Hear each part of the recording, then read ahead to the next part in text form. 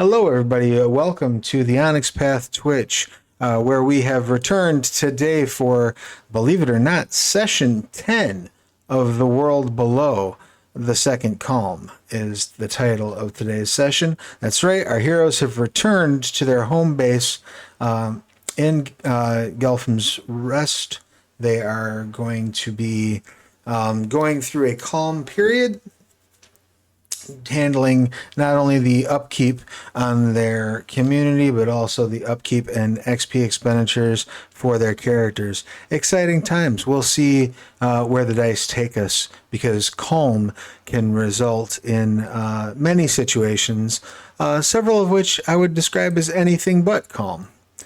So we'll see how cruel of a mistress the Lady Luck is tonight. But before we do, a couple things I want to make sure you're aware of. First of all, M20 Weird Wonders and Revolutionary Magic for Victorian Age Mage has just come out.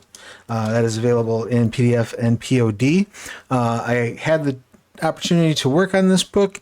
I believe, if I'm not mistaken, this book also contains one of my favorite rotes I've ever devised for Mage, Umbral Ambush, and the ability to run up on your enemies from inside the Umbra and shoot them with arrows that they can't see coming. It's fun times.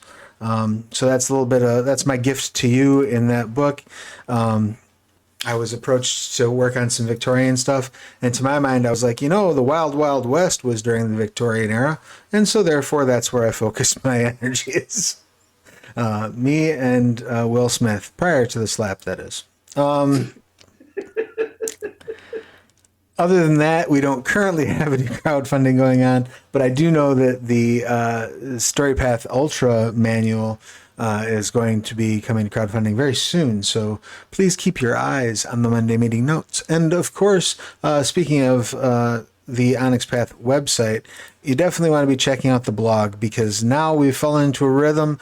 Every Tuesday and Thursday, we are getting updates about Curseborn. It's coming, folks, and the information is coming out at fire hose rates. So definitely check out those blogs, get caught up. Speak your piece on them. Let us know what you think. We love hearing feedback about it. We love hearing what people think of the game.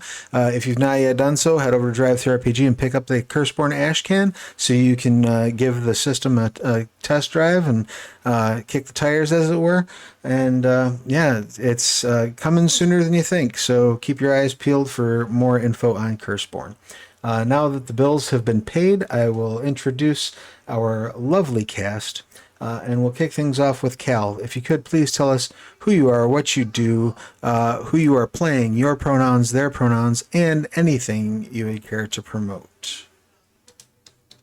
Hello, everyone. My name is Cal. I'm Neo Cal in Twitch chats and TikToks and the like.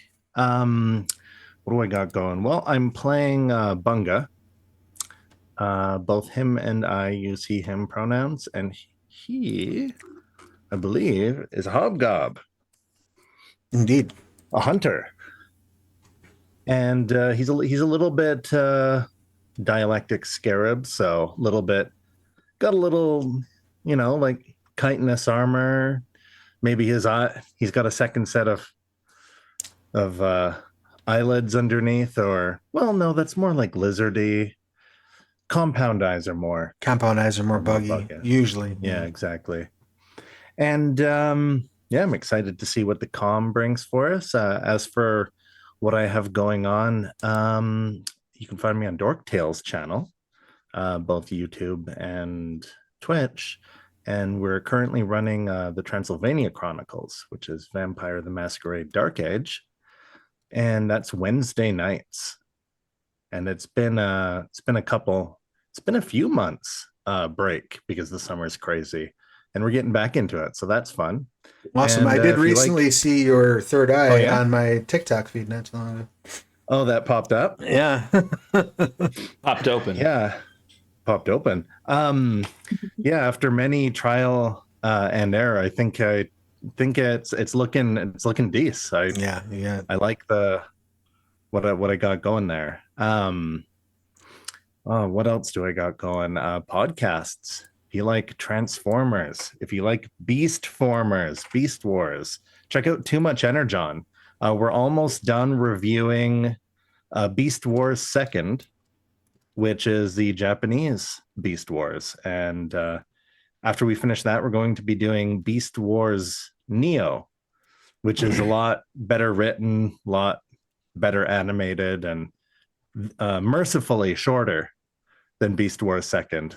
And that's the follow-up Japanese anime to that. So we're at 150-ish episodes in. We've been doing it 3 years. So please tell the world to stop making Beast Wars stuff. So I have a question for you, and I know this. You can tell I'm a true fan because I'm begging to stop. I realize I'm derailing things, but I just wanted to double check with you. Are there any Beast Transformers in Transformers 1? And if so, does that mean that you have to review that as well for Too Much Energy? You cut out just Did briefly for a second there. Sorry, my internet was acting a little screwy. I apologize both to you and to the folks at home because I dropped like 100 frames. No, I was asking about Transformers 1. Are there any Beast Transformers in that? And if so, does that mean you have to review it on Too Much Energy? I want to say no, not because that will save me 100 more episodes of the podcast, but because, like, if you look at things like Grimlock, right? You could say, well, he's a beast former, right? That doesn't look like a realistic T-Rex. He's not disguising himself as a T-Rex to like blend in. Right, fair. So I would say the G1 like Dinobots, I don't think they count. And you know what? Come at me because people that disagree, because that's a point that people like to argue about. Well, I spicy for you. I like finding out that I take things, even though I have a podcast about it, way less seriously than some of the fandom does. I'm shocked and appalled and amazed. You should be, yeah. Speaking of being shocked and appalled, terrible segue. Grow. If you would, please give us your pertinent details. Shocked and appalled, Crow. Apparently, I don't know. We'll find out later. Hi, Surprised and Crow. offended. I play Salvo. It's a creature of the abyss, apparently. He's an elf who we recently found out is actually possibly an elf, despite very weird things about it. We still don't know what Salvo looks like. But as Crow, the weird entity controlling that character, you will be seeing me often in more different things on this channel, including here, but also in things like Trinity Adventure, which is what I'm running on Fridays, 9 p.m. Eastern Standard Time for all you kids out there. And also, we'll be in the Scion game on Mondays, so you will be seeing me a lot more, like I said before, and you might be seeing me a lot more in your holiday horror in October. So you're going to get a lot of me, and you're probably going to get sick of me. That's great. Never. We will never grow sick of you, Crow. There's no such thing as too much Crow. And speaking of things, there's... Oh, go ahead.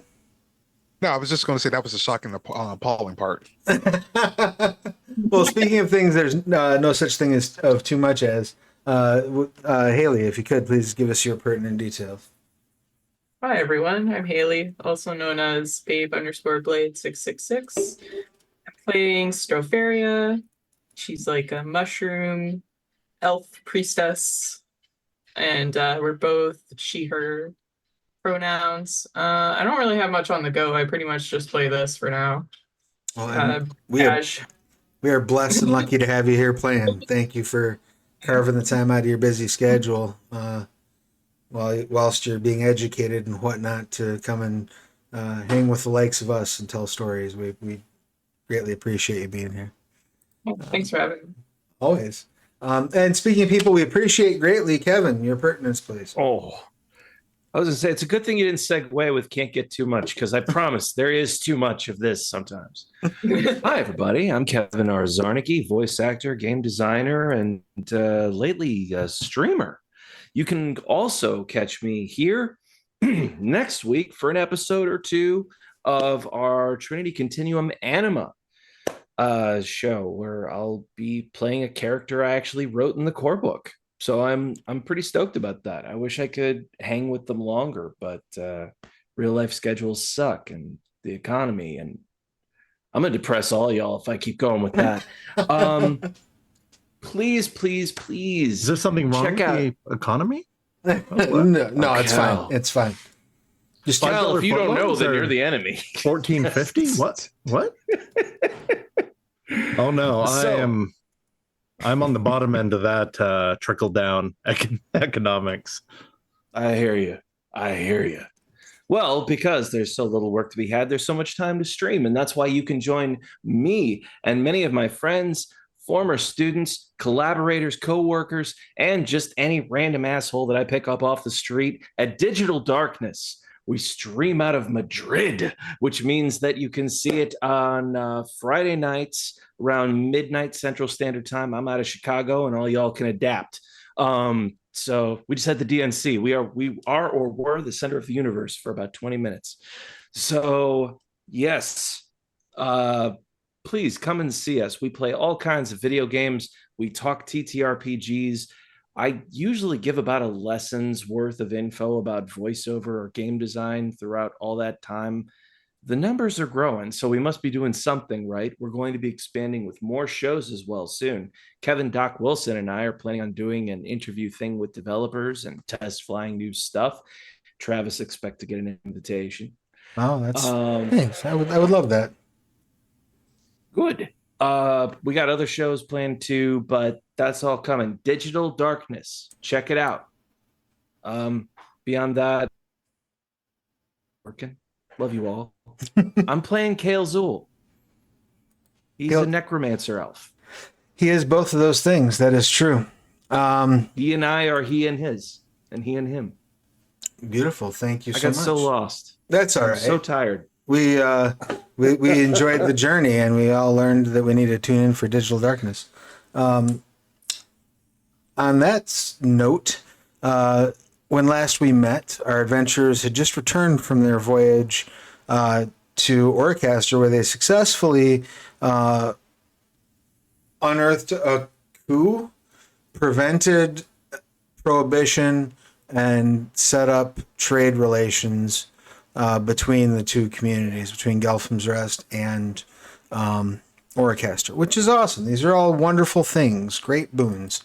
Now, if I'm not mistaken, there were some expenditures that were made out of your Kalm enhancement pool to get you certain population elements that you were looking for, things along those lines. So the population has grown a bit of Gelphim's Rest, which is great. We have some new arrivals who have helped expand the city, or expand, I guess, the settlement into now what one might call a small town, very generously. Humble origins. Yeah. Moving toward the city. Yeah, closing in on a population. Maybe a village. A village, sure, yeah. Closing in on a population of almost 200 people. Wild. Well, it started with not a humble a beginning hamlet of anymore. yeah, some started with a humble beginnings of like 10. So, as you've returned and battened down the hatches, What we is a can hamlet? start- 5 families? something like that. Yeah, I don't know. Something. A handful of handfuls. 5 Yeah. feels like a number associated with Hamlet, and I don't know why, but you've got the right of it. Hooray! I have a question. This isn't our first tango with Kalm, but I'm curious. How do they batten down the hatches in a settlement in the world below? Like, what does that look like? Well, in your case, I believe we've got the doors. You've got one entryway that's largely sealed most of the year round with that LeBron cap on it. But you also have 2 giant doors that you can seal, and then you have the various cages that are set up over your water supply, so that as the river runs through, it prevents anything major from making its way into the settlement. That's yours particularly. Now, every settlement, of course, is going to have its own needs and its own, shall we say, methods of addressing calm, right? But it really is like you're trying to keep out the cold almost. Yeah. Basically, there are storms of chaos energy that roam the wilderness during calm, sort of blow through the tunnels. This is why the routes between settlements can wind up being shifted during calm. This is why maps become less useful with each passing calm, because the actual texture and layout and tunnel structure of the world below changes with each calm. That's why map makers actually have a profession. Right. The work is Yeah. never done. And you never know if like you're gonna take a caravan to a settlement and find out ain't no settlement there anymore. Right. It's a good Sometimes trade. Get into map making. Displayed, like displaced or destroyed. sometimes they don't even get the opportunity to. They don't properly batten their hatches, and the settlement is destroyed. Something terrible happens to them. Well, I wasn't sure if it was like, do they just close big doors or do they just guard the entry and don't go that way? It's calm. Or, are That they depends. Just put sealing bunga it out in the front. does everybody just like seal their entrances with like wax and moss and lichens and just no, keep it out, everything. So, okay. Well, the chaos is like aether that isn't necessarily like a physical. It's like an aura, right? I've played and 40K. so- It's pink and purple energy that does bad things. Oh. Makes you go fast. Yeah. It is. It is an energy source that permeates. It does calcify in calm rocks and whatnot, or I mean, in calm rocks and chaos rocks. Chaos. It's all chaos. And sometimes it calcifies in other forms, and it can swell up, and that's kind of what calm is. If you'd imagine, if you would imagine the world below as one giant organism, the adventuring season is the void breathing in, and calm is the void breathing out. Suspicious. Yeah. God, I can't spell anything today. So yeah, Cal it's, in the chat put calcify with a K. It's like, yeah, actually. Like, it's funny, but that could go in the book, and I don't think anybody'd blink at it. The calcification of Chaos during the calm. during the calm. You can't use 3 Ks in a row, though. That's bad luck. you gotta have 4 or 2, never 3. Yep. Yeah. I have 5 is right out, two, as they say. The first 3 siblings in the brood my parents had were Kevin, Kelsey, and Kirsty, so that was not good luck. Oh, it's a curse. Could have been a curse with a K. It's okay. Kirsty is Felix now, so. Well, then that sorted everything out. Yeah. So on that bright, shiny note, which one of you would like the dubious honor of rolling to see what this season's major calm event is? Do we have any volunteers? I have dice ready. All right. I'm either really unlucky or super lucky, so that might be fun. Yeah. But I did see Crow put their hand up. I mean, if Kevin has dice ready to go, I'll pass it over. I don't mind. I don't like taking up too much spotlight. It makes me feel like an asshole player. I've got the physical dice.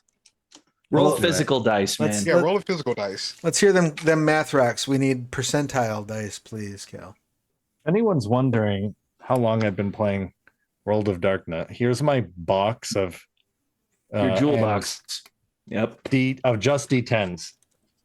My sister was like, Tenors. "Oh, is that where you keep all your dice?" I'm like, "Yes, all my dice, not just my D10 collections." Oh, so that's your exalted character's combat pool. Is what you're Good. saying. Yeah. Actually, yeah, that started as an exalted. The box. Shadowrun equivalent of D10s. Yeah. Yeah. All right, else are you what am gonna I use? 3 rolling? pounds. You're rolling percentile. Uh-oh. Percentile.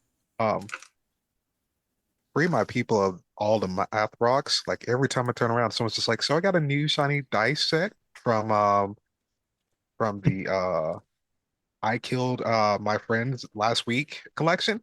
It's just like, My favorite. why? Are they made of your friends? What?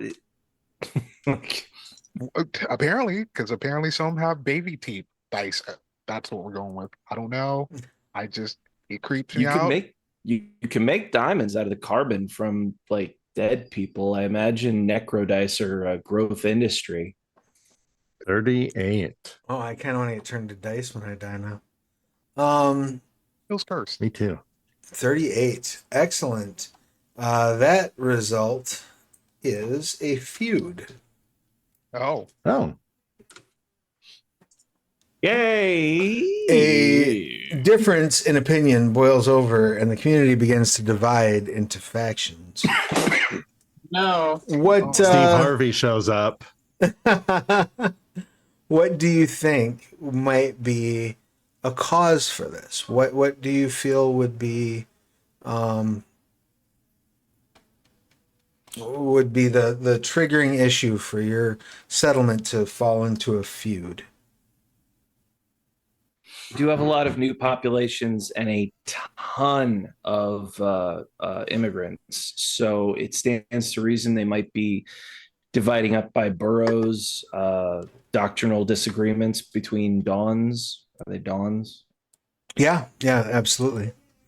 That sounds reasonable. Yeah, people, you got a whole bunch of people from different backgrounds with different experiences all coming into a not only a melting pot type situation, but a very closed off, isolated, relatively small and cramped melting pot. While M was able to do some excavation to make the area bigger in your absence, she wasn't able to make it that much bigger, and there's a whole lot more bodies in here. So that seems like a reasonable thing for our feud to...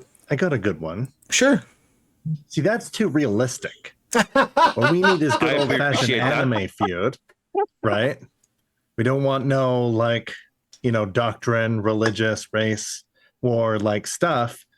I think there's a huge feud about that there needs to be a leader. And who's trying to be leader. Okay. So different That's factions more top 10 anime villains. different factions putting forth their own candidate for leadership. Yeah. You might There's say a green If some- party and an orange party. If some little asshole says, "I'm going to be the Wizard King," we smite him. have the arrow ready. Well, having said that, then in that case, so we've got some specialties that might actually help, or some, I guess, defined traits that might actually help. Because in order to deal with the Kalm event, the way you resist a disaster or a setback is you choose one of the settlement's dice pools. At difficulty 3 for disaster, difficulty 2 for a setback.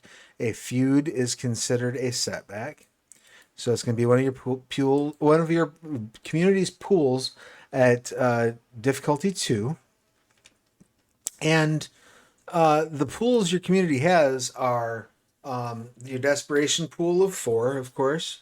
You have at secondary pool at 6. Your specializations there are chaos mastery and medicine or herbalism.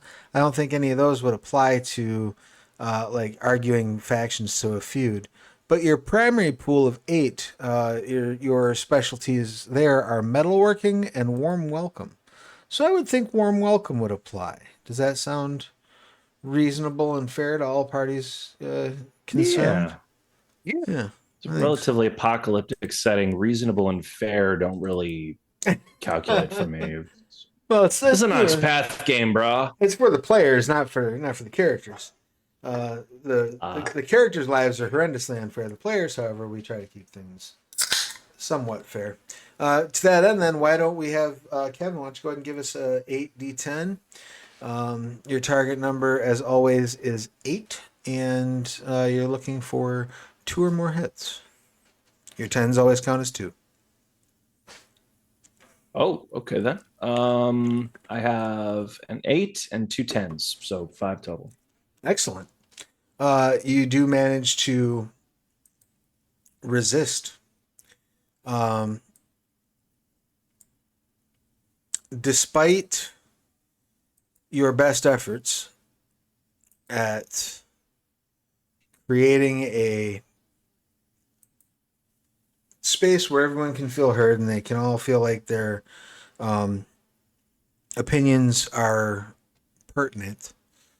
A few of the hard-lined, very,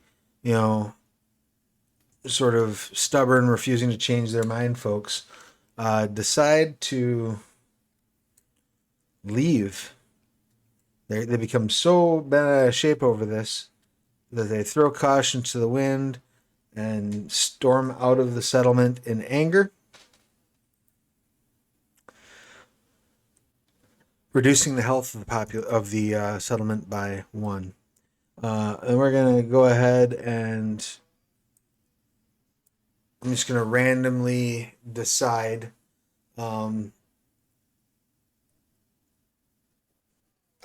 Let's have Crow roll a d10 for me. If you get a 1, 2, or 3, it will be the Burra. 4, 5, 6 will be Apprecians. 7, 8, 9 will be Crystal Cavern Survivors. And if you roll a 10, it will be a coalition of each of those, subtracting 2 from each of the current population. 2. 2. All right. So we'll say that 10 of the Burra just can't get down with this this peaceful communal living that y'all are talking about. It's a little too kumbaya for their tastes, and they break out during a lull, or what they hope is a lull in the storms of Kalm. See you. As they depart, I stand at the entrance to the mausoleum and politely and not with any overt threat say, "See you again soon." Bonga, Perfect. Yes. are you okay with this? No. I know I'm not usually the emotional one, but you want to talk about it, buddy?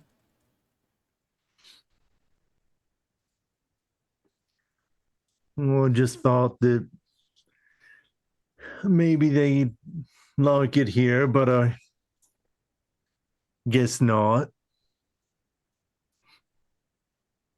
Well, think of it like this. They're not being forced, and just because they don't want to live here doesn't mean they don't want to come back, maybe. Maybe they might come back and just browse around and then leave. But I'm used to it as a caprician. Hmm. Well, maybe it's because of us handing over that heist team from Burra. That wasn't a mistake.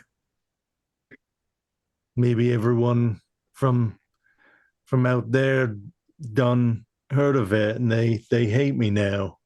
I don't think they hate you. That says far more about them than you. That, Mm. and if they hated you, they would have probably had your head if they really hated you. My head's screwed on too tight.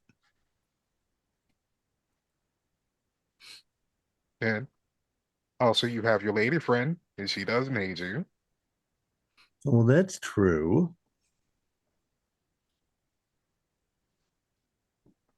I'm gonna assume we're talking at like the little like travelers inn that we made. I'm gonna go get a fresh cup of mushroom grog and just set it foamy in front of him.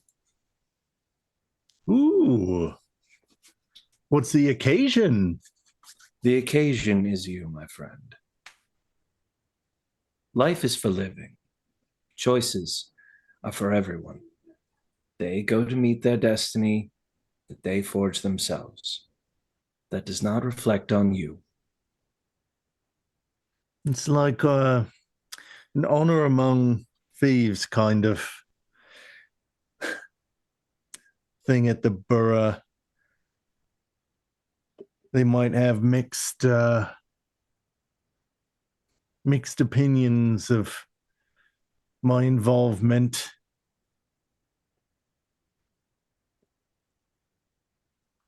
Well, whatever happens, we have your back. We know that you made the right choice. Mm. And whatever choice they make, again, it's on them. I think Salvo kind of mimics Bunga's voice and just kind of just repeats back, well, I don't know, maybe I just have to be a new hero or something. Get everyone to love me again. And then switches back to his regular voice.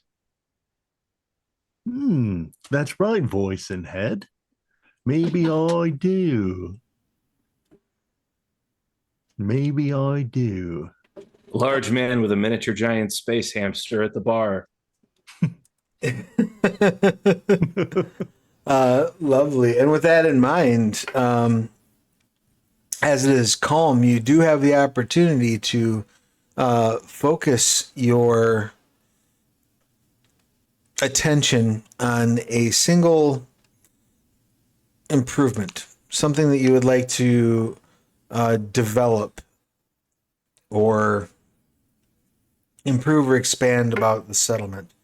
From this decision, I have to step away. I've got the kids tonight, so let me just tend my bobbins. I'll be right back. Yeah, do your thing. But I got my mausoleum. Y'all, I trust you. Do your thing. Having said that, I know that Stropharia has still had some interest in expanding the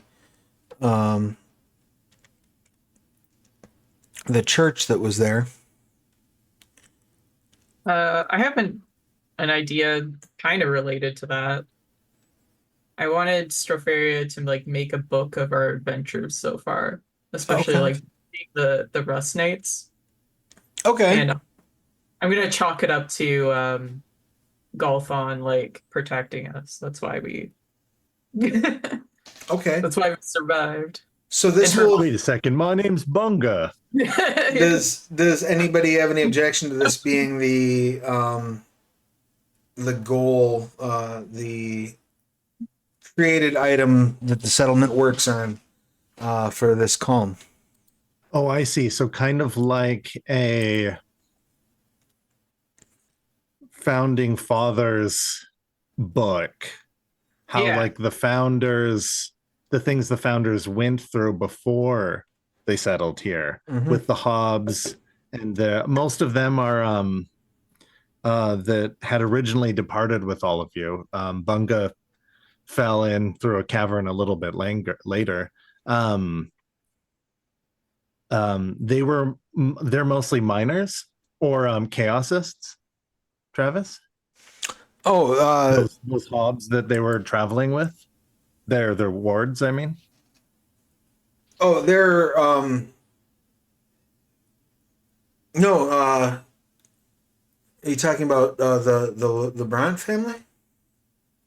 yeah, the because you were all protecting. Right. They're. I think Athlana is a alchemist. Mm, right, right. Hobgob alchemists, and I believe they are scarabs, but I could be Yeah, misremembering. because we were I loosely implied that there's like cousin, like distant cousin Right, relations, right? right. And M is Yeah, I also a like that. hobgob and a scarab. Yeah, I like that kind of like in the town hall. There's like a how the village was founded kind of thing. Is that what you're thinking? Yeah, I'm thinking like that, but also a book that can be in the church too. Kind of Oh, okay. So you're thinking more of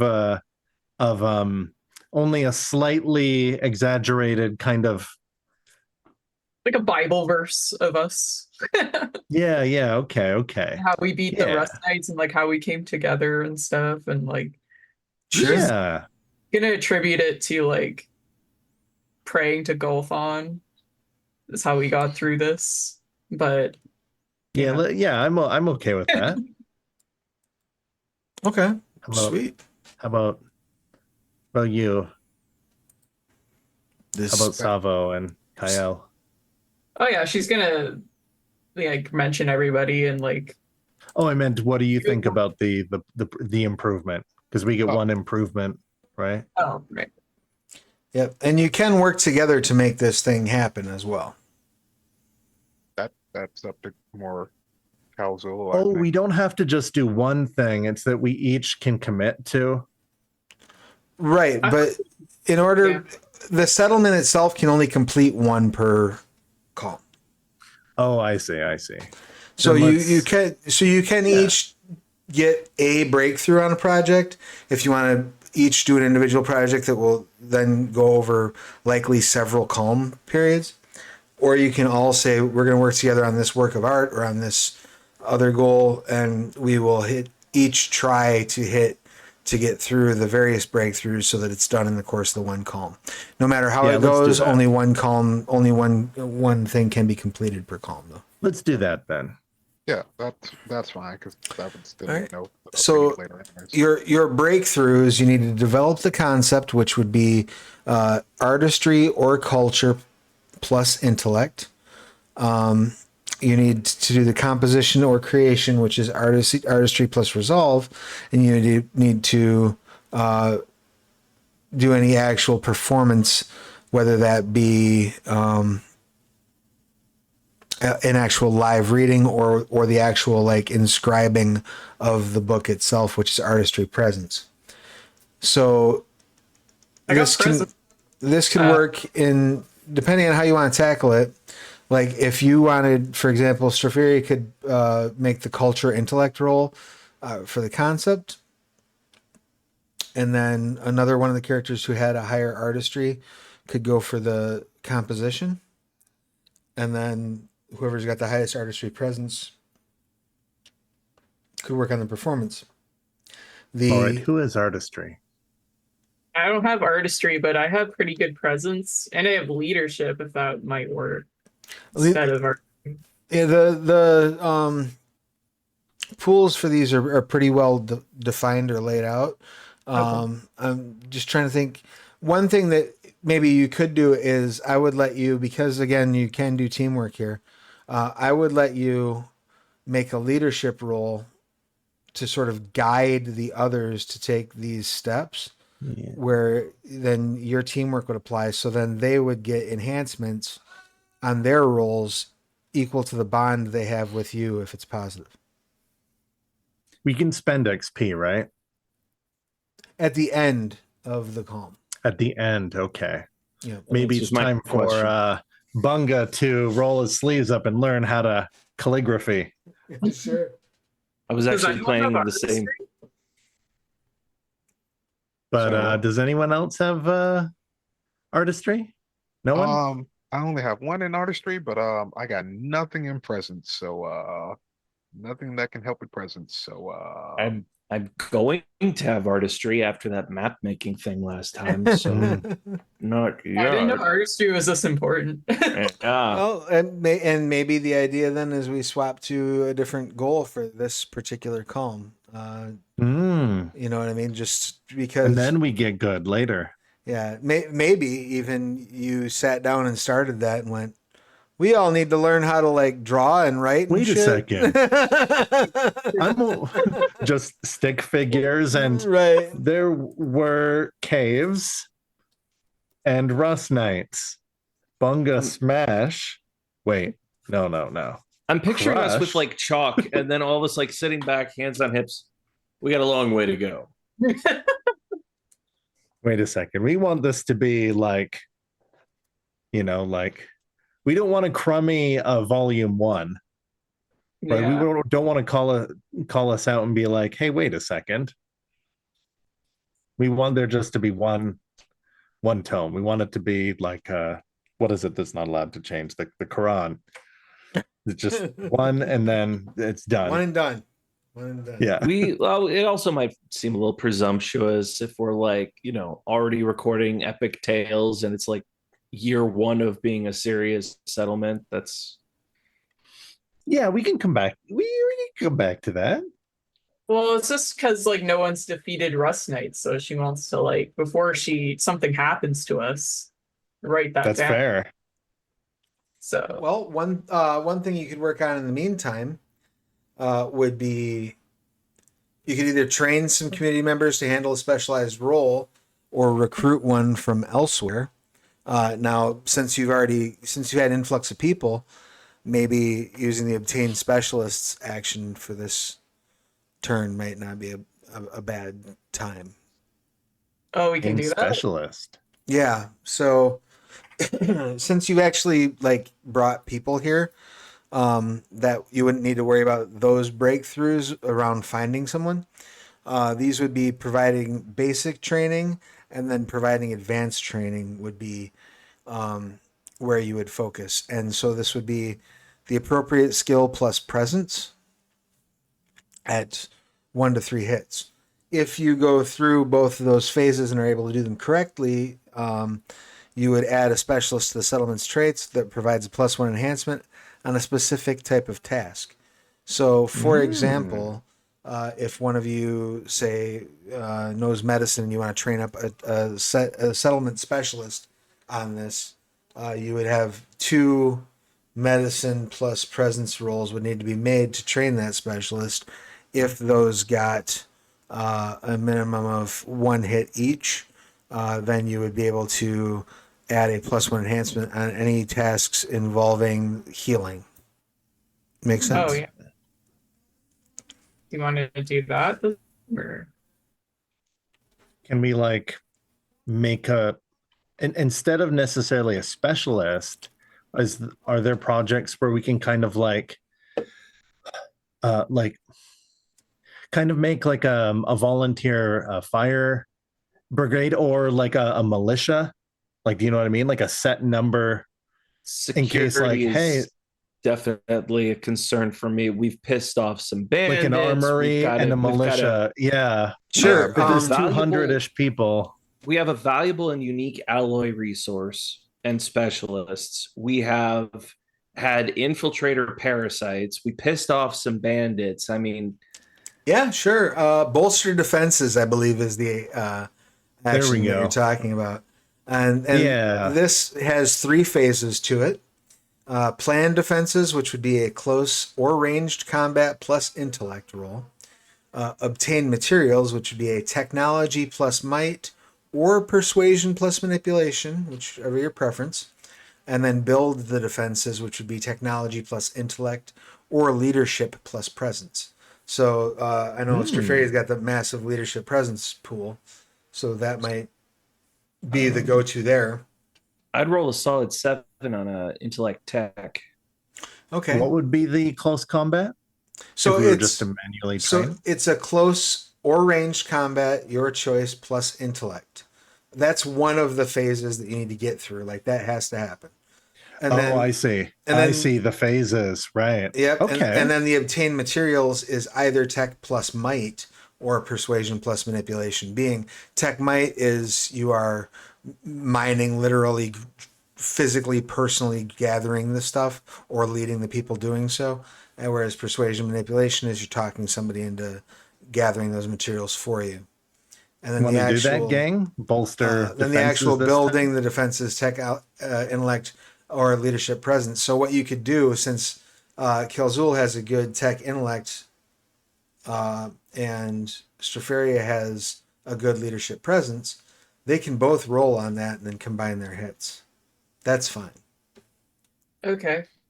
So, I but we like have that. to get through the other phases first. If that is as Bunga observed, if that is what the settlement wants to do. Bolster defenses, Yeah. gang? Yeah. Can't go wrong with Yeah. that. All right. So let's kick it off first with the close or ranged combat plus intellect. Is that going to be a Savo roll or is that going to be a Bunga roll? So my intellect is 1, but my close combat is 5. So that might be a Savo. Yeah, my Roll. intellect is 4 and my range is 5. Okay. Yeah. So let's drop that down. And then I can wait to help someone else with something else, or should I help him? You Yeah. can either help him next or you can. What I would do if I were you, then, if he's going to take that role, you would take the next phase, which would be either technology plus might or persuasion plus manipulation. Okay, I'll technology plus might. Have no technology, but I am mighty. You are mighty. Okay. Okay. 5.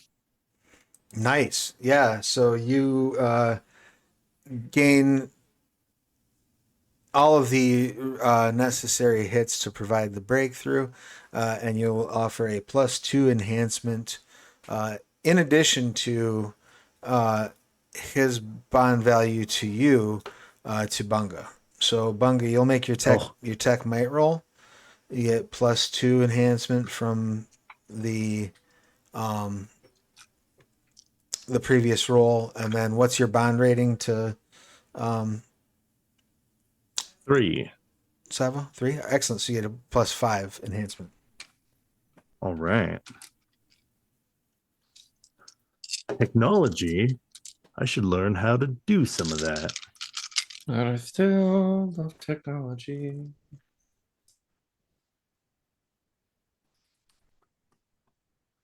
Huh.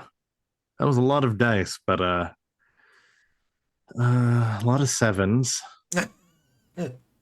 Do we have 9, Okay. 9.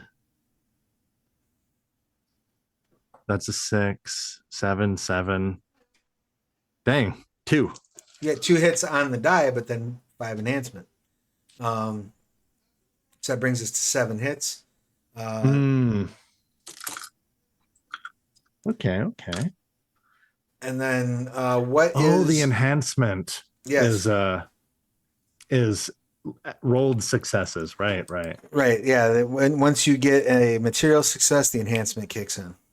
I really enjoy the enhancement mechanic. You know, it's not easier to do things.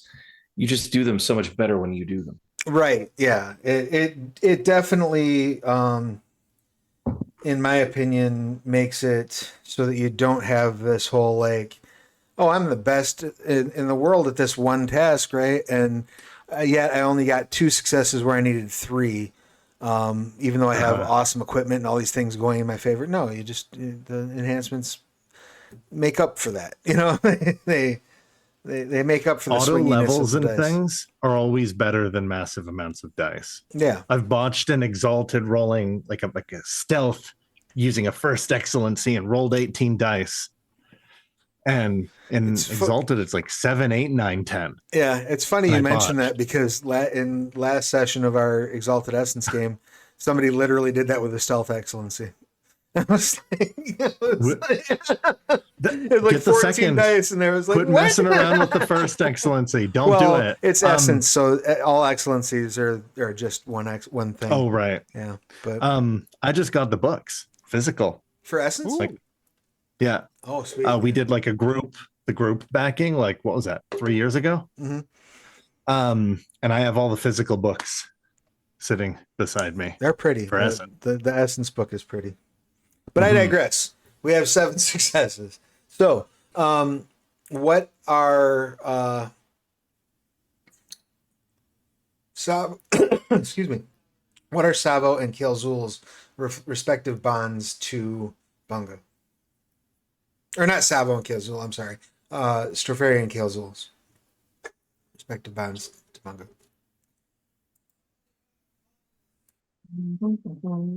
I got 2. One.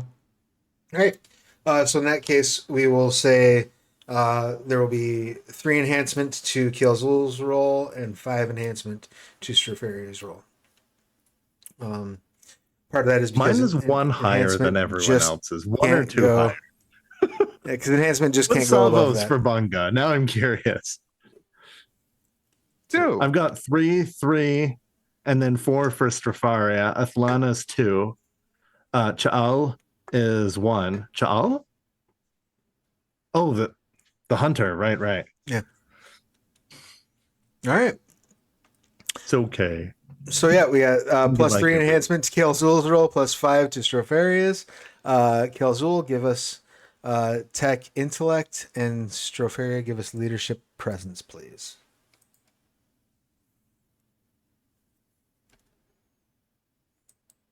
I got a 10. Excellent. You got a 10 or you got 10? 110, so Right. 2. So 2. Oh, I thought you got 10 successes. And then Yeah, I'm like, well, 2 plus 5, so that's 7. And you got how many for Kelzul? 5, including your enhancement? I did not Or throw 5 enhancement in there. 5 That's of just dice Oh, as they lay. awesome. So 5 plus 3, that's 8. So yeah, very significant. You're able to not only like reinforce physical structures, but train your militia to be a well-oiled fighting force capable of deploying within seconds of any sort of sign that the settlement is in danger. And because of that success, your settlement's defense rating will increase by 1. So let me kick that up a notch.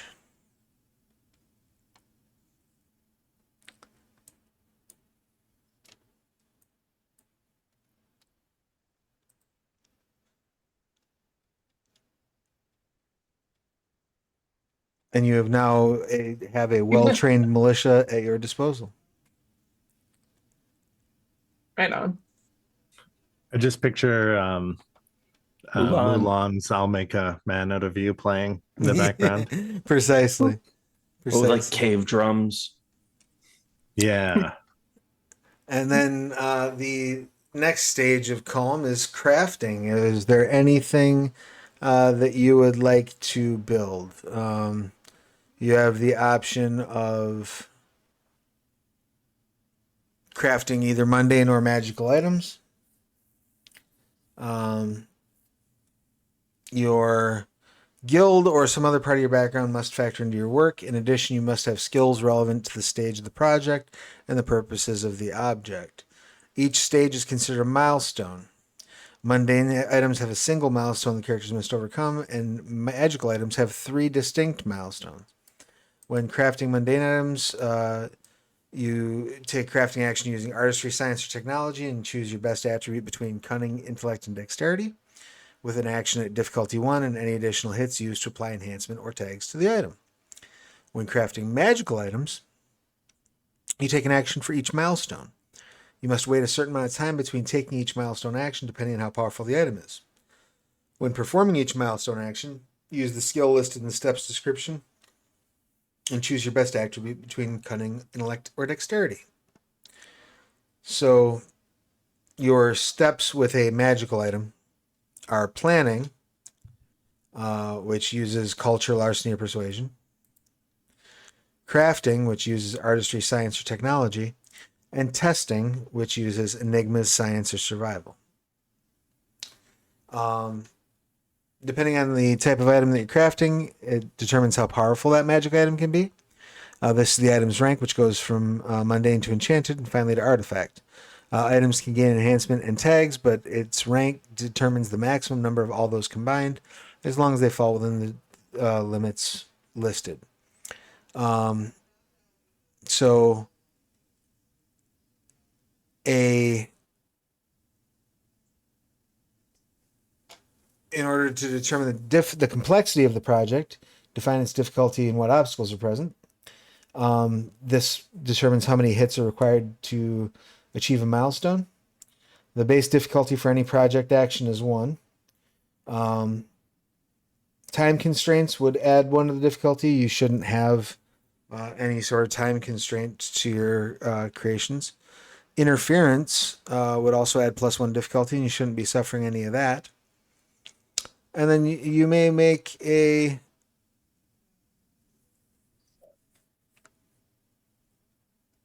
And then, of course, each type has obstacles that are just a natural part of building things. So if you're making a mundane item, it has a minor complication. A moderate has enchanted has a moderate, and artifact has a major. If the complication is not bought off, the project takes on a flaw.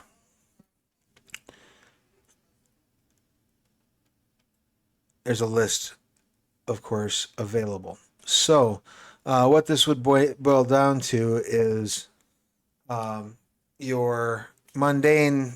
If you decide that the item you're going to craft is going to be mundane, you can do that basically instantly.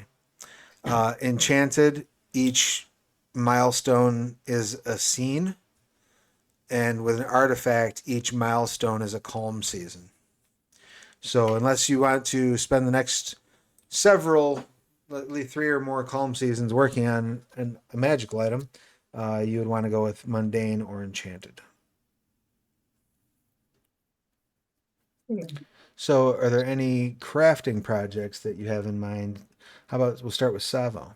Anything you'd like to build? Um, a- Abyssal craft would be considered enchanted, right? Yes, Abyssal Craft would fall under enchanted or artifact, depending on what all you wanted to be able to do with it. Enchantment, making some new gear, some new armor and stuff for uh traveling around, defensive stuff for him to wear, because he feels like with everything we've come up against and everything that we might be coming against, and everything he has to do later on, probably be a good idea to make some new stuff. All right. So you want so you're gonna focus on a suit of abyssal armor. Yeah. All right. And I just want to check real quick.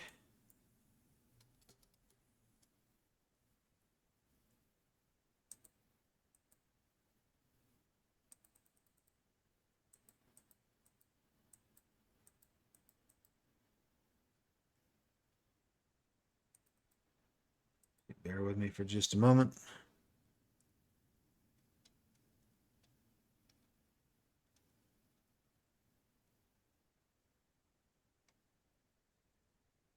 Um, Probably also bothering M in the process of this, like just appearing at the shadows, probably while she's working on something important, while this is happening. Bothering M.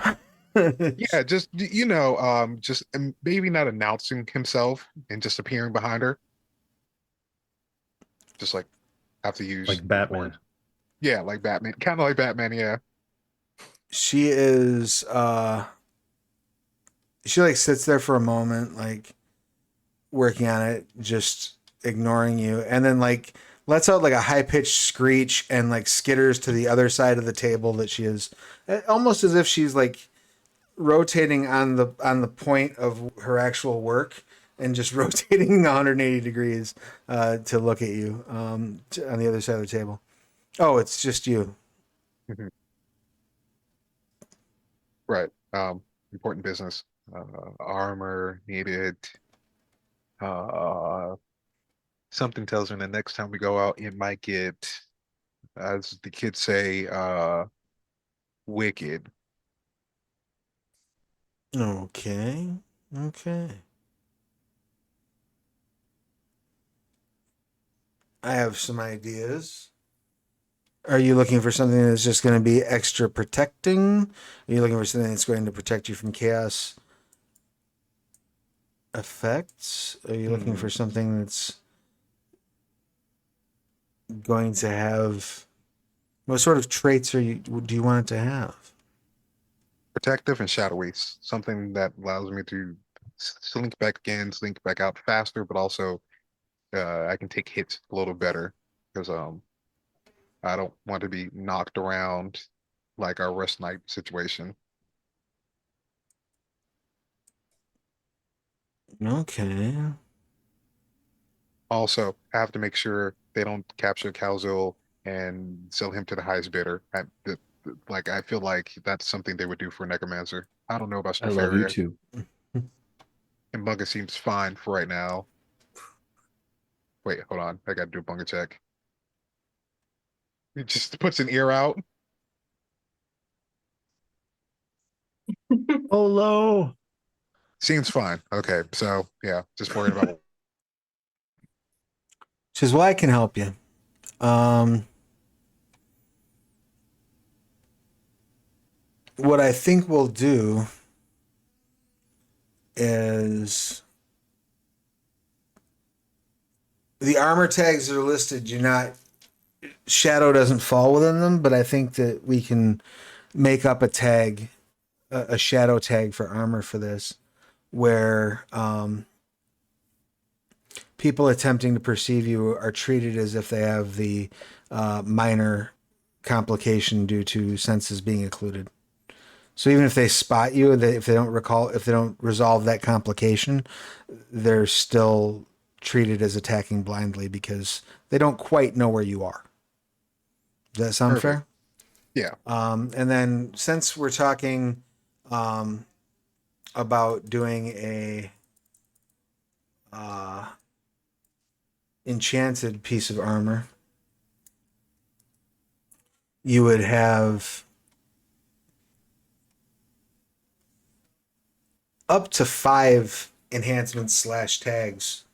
So, um, the shadow would be one.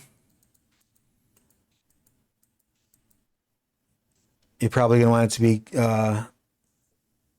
chaos forged, at least, Right. so that it functions against chaos touched armor. Um, magic resistant at one. Yes. You'd say padded at one.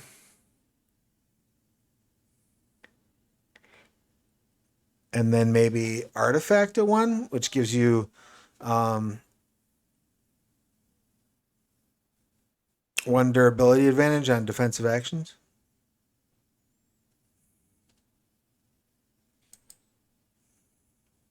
Hmm. It doesn't have to have all of that because I do understand we also have a time constraint. So I was just like, hitting three major things was like shadowy, sturdy, able to take at least a physical hit. I don't know about magic. We can come up with something for that, but Okay. if it does those three things, that's perfect. Well, in that case, yeah, let's go with shadow. Let's go with so put elemental shadow under your tags, um, chaos forged, and padded. So that means that you will gain 2 injury levels from the armor. Uh, anyone trying to hit you while you're wearing it will suffer the senses occluded complication at 2. If they do not resolve that complication, they're still attacking you blindly. And then Chaos Forged, allowing it to function against Chaos Touched. Perfect. All right. So in order to build that little beast of armor suit that you're talking about, what we need is a roll using culture, larceny, or persuasion, and then your choice of intellect, cunning, or dexterity. Culture, larceny, or persuasion. Where's larceny? Hold on. Oh, it's at the bottom. I don't have any of those. So what do we do for that? Is it just Hooray. still like one dice? You can still just go culture, larceny, or persuasion. Or I'm sorry. You can still go with just your cunning, intellect, or dexterity. I apologize. Oh, okay, cool. Then I can do my intellect then. That's not a problem. All right, go ahead and give me that intellect roll. You just need to get one hit to move forward, I do believe. 2 hits. All right. Which is great because that only came from that 10. Everything else was ones. No worries. Your next phase is going to be the actual crafting of the item using artistry, science, or technology. Again, with your choice of cunning, intellect, or dexterity. Let's do technology and intellect.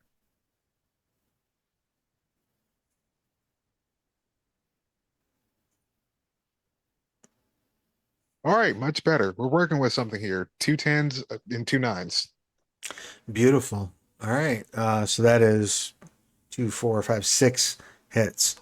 Excellent. And then your last is testing. You would roll enigmas, science, or survival plus cunning, intellect, or dexterity.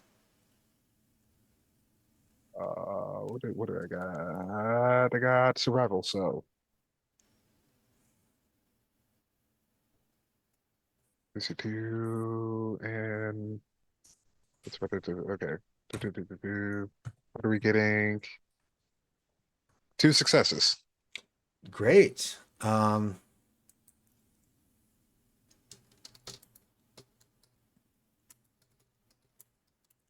So you wind up creating that suit of armor. Please, if you could describe for us what this shadow infused, chaos forged armor suit of yours looks like.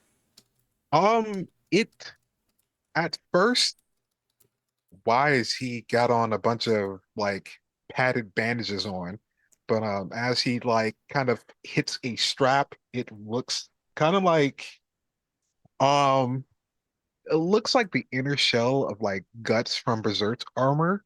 So it's not like the big bulky part of it. It's just like the bandagey, more rougher in armor that he has. And then the fingertips are more claw-like, if anything. And it kind of fuses with the shape of the actual mask itself. So he looks more animalistic and a lot less elven in this gear. It looks like some shadow creature that pops in and out. Nice. I love it. M drags you out in the armor and like gathers everybody together and like presents you to the group. See what I have done. Yep.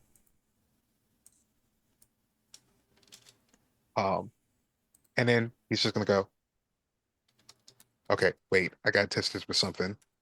And he is going to let me to show off the thing that he hasn't done before. He's gonna use Gatekeeper. He's gonna warp from that point where he's standing somewhere behind Bunga, wherever Bunga is. Okay. And is that a It's a synthesis. synthesis? Beautiful. So you don't have to worry about a chaotic retaliation for doing so. And are there any costs associated or rolls, or do you just do it?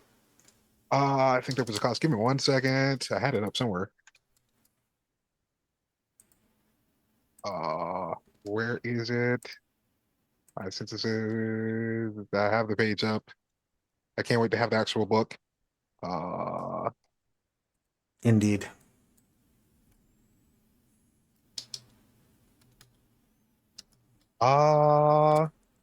Found it. Yeah.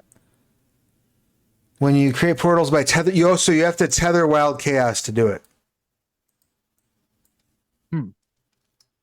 Do we have wild chaos here? No, we don't have. Yeah, Do you we? can tether wild chaos literally anywhere in the world below. Yeah, I'm going to do just that. Awesome. It's my favorite thing in the world. Let's see how this goes. Um, So I do just that. For a moment, stands in front of everyone. you would Be right back. all right, and select which skill and attribute combination you would like to use. This must apply to the intended chaotic effect. So I would assume possibly like a larceny or an athletics type. Yeah, athletics.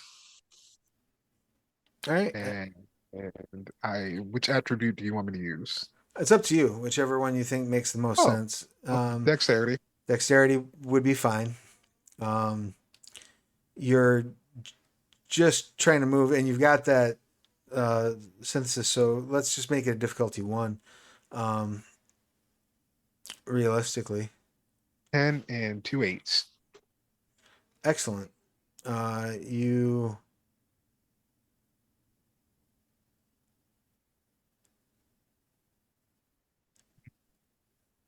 absolutely are able to overcome the moderate complication that comes along with this. You are able to generate the portal and pop through, and you're appearing behind whom? Um, it's going to be behind Bunga. All right. Bunga is somewhere probably around, like catching up, and he's just going to pop out and kind of dips in from like that shadowy part of his armor and goes, "Hey there, buddy."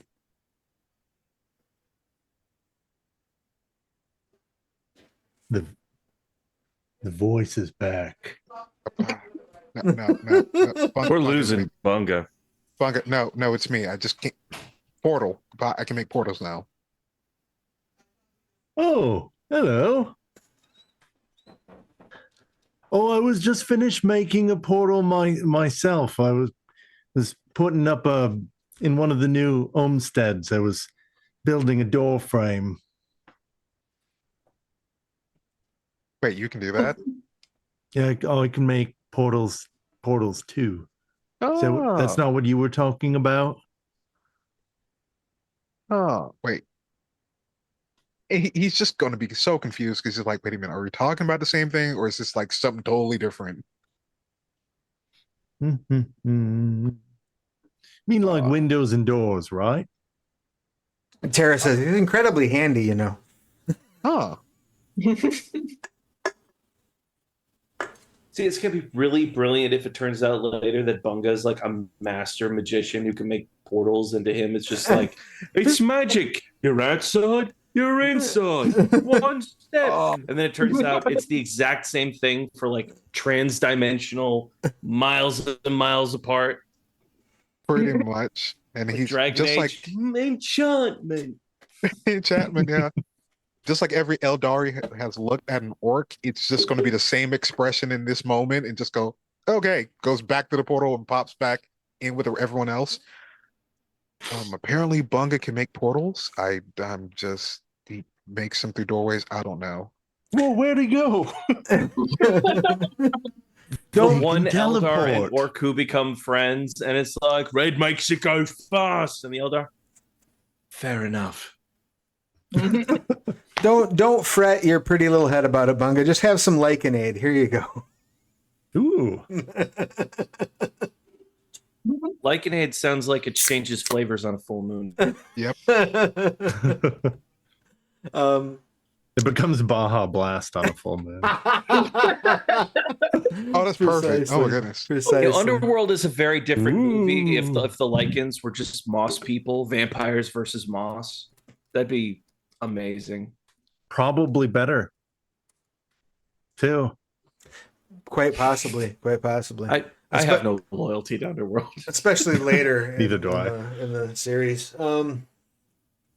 So with that, aside from constructing doors for new homesteads, is Bunga going to do any crafting this calm season?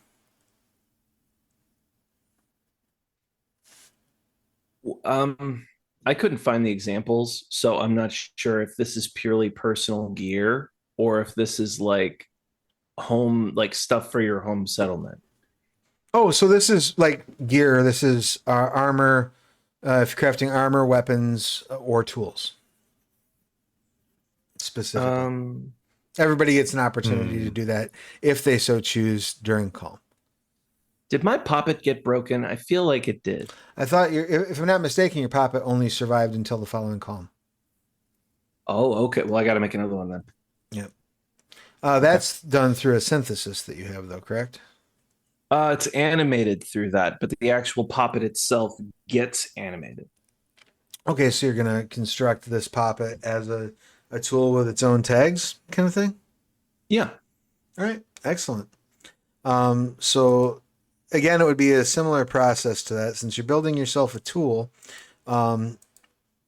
it's a little bit more straightforward because the tool itself is actually mundane, right? You're not giving it any sort of magical properties, correct? I mean, I'd like to salvage the bits from the last one. So like it had the cool alloy little scythe things on its hands. So Oh, sure. if I can transfer those over, that's great. But you know, the poppet itself is not magical. It's the craft animated minion that does what gives it. the actual magic, right?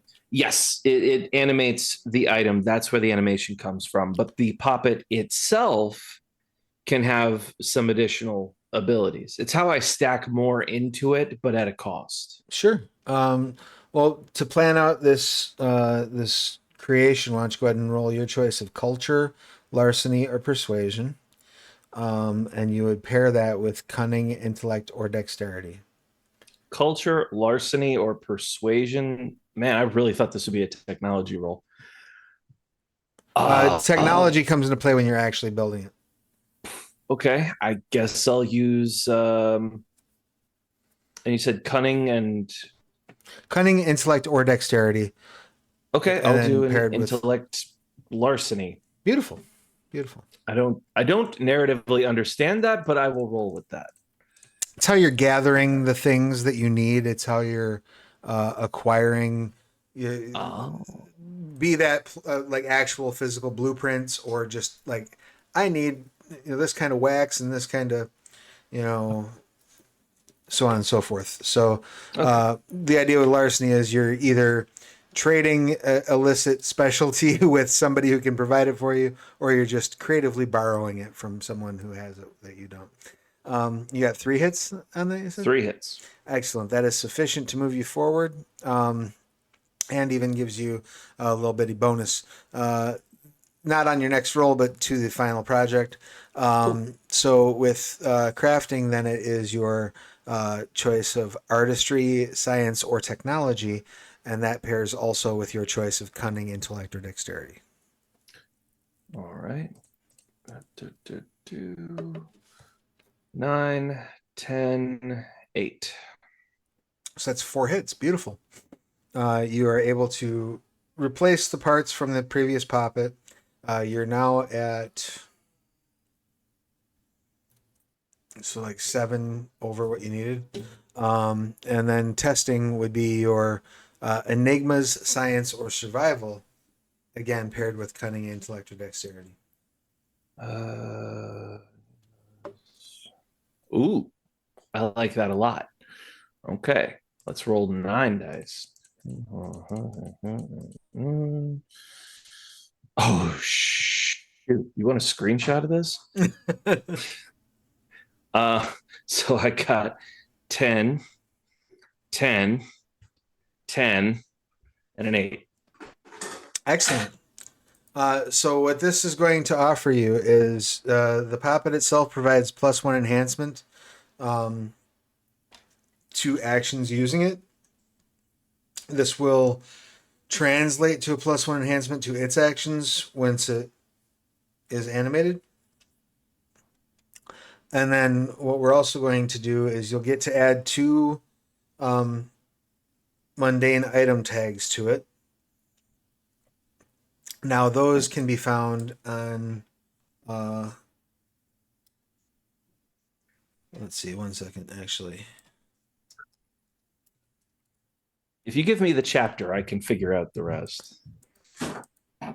That's Survival systems. Yeah, it's page 176 of the grouped together one. Do you have Well, the I've still got the manuscript zip, so I don't think Oh, there are page I'll get you numbers on the this thing. the collected thing.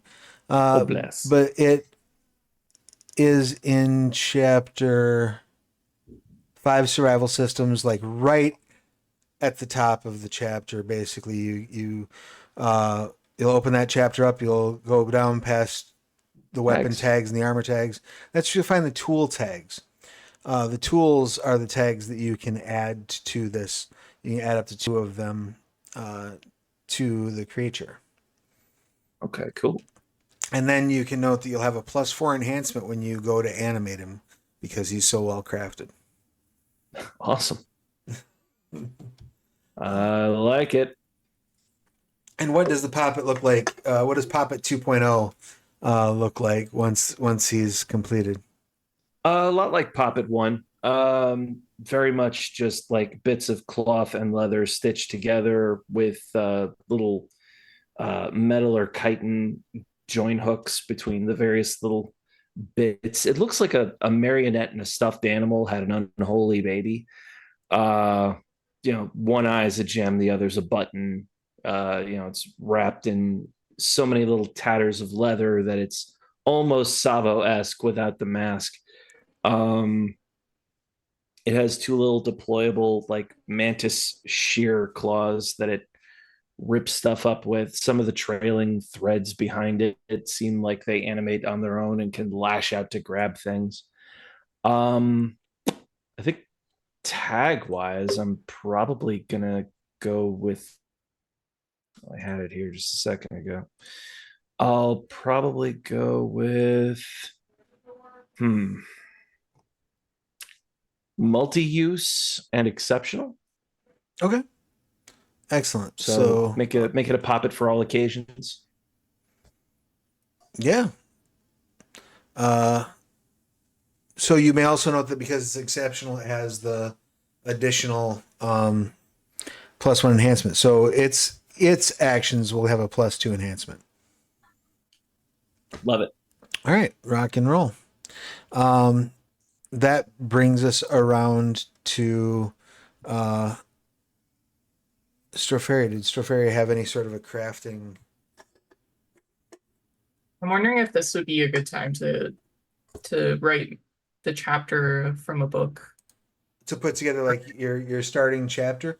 What Yeah. you'd probably want to build with this would be like you could build yourself like a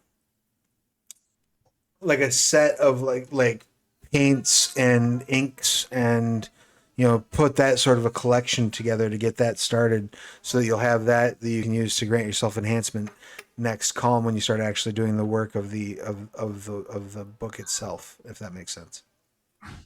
Okay, I can try that. Yeah. All right, excellent. So in that case, Just like a mundane thing. right, yeah, you wouldn't need to make any sort of a magical thing, though you could. Go ahead and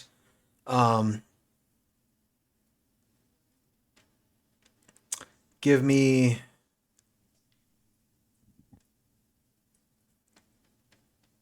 for your first step. Obviously, you're going to be doing the planning. So that's going to be your choice of culture, larceny, or persuasion, mixed with your choice of cunning, intellect, or dexterity. I'll do culture and intellect. Excellent. Let's see it. I got a 10. All right, so that's 2 hits, so you're good to go there. Then next up is the crafting. You would be using your choice of artistry, science, or technology. Again, paired with cunning, intellect, or dexterity. So if you don't have any of those skills, you would just use the attribute.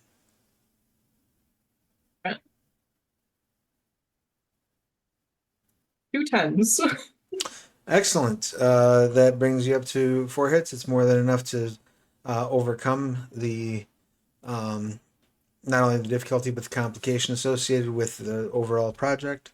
And last, you have your testing, which would be your choice of enigmas, science, or survival, paired with your choice of cunning, intellect, or dexterity.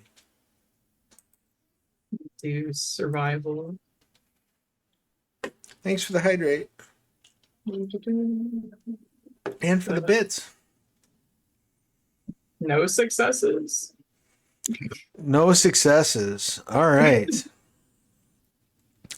As you're gathering these inks,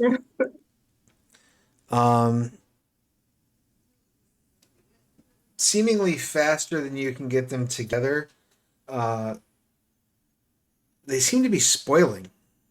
You have a good idea of the materials that you need, and you think that there's probably some minerals, like maybe some talc, that you could powder up to mix in with the ink to make it more durable, to make it last, keep it from breaking down in the bottle.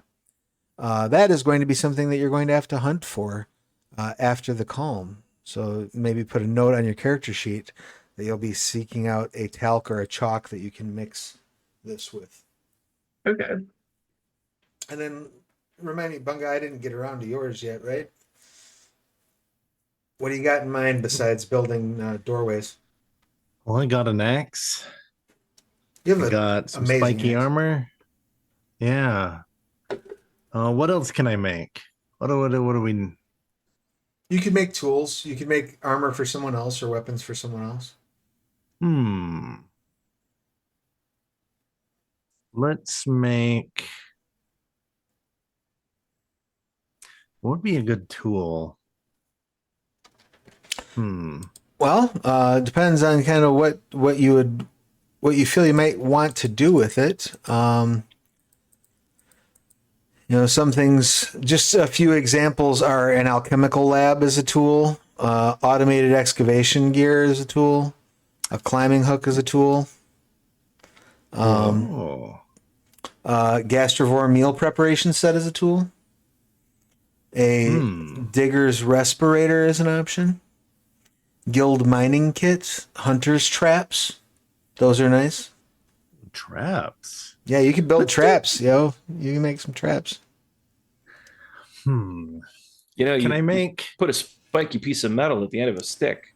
What you do is you put a box out with a twig holding it up, and then you wait around a corner and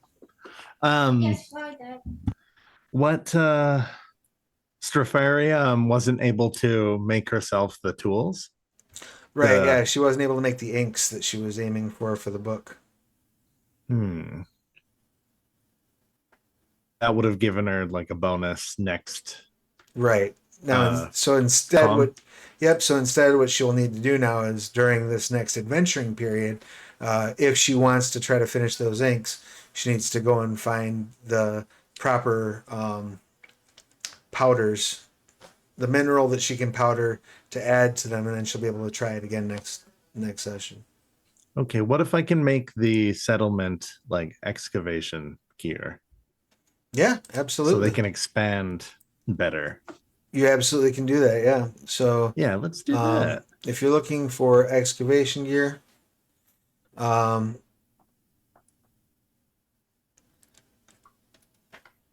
you'd be looking at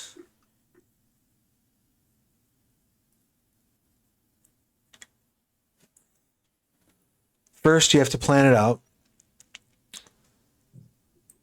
So that's going to be your choice of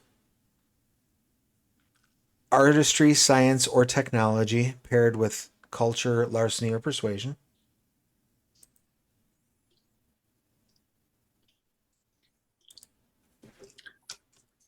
All right. My choice of what was that? It was artistry, technology, or artistry. I'm sorry. I was reading the wrong one. It's culture, larceny, or persuasion. Excuse me. Artistry, science, technology is the next one. Let's do culture. All right. And pairing that with what?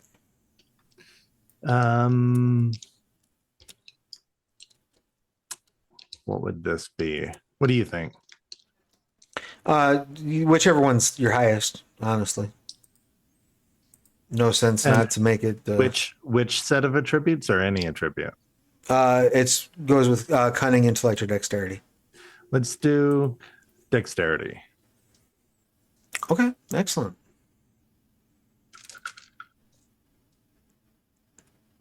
And 2 more. There we go. How many you got? Planning. Go.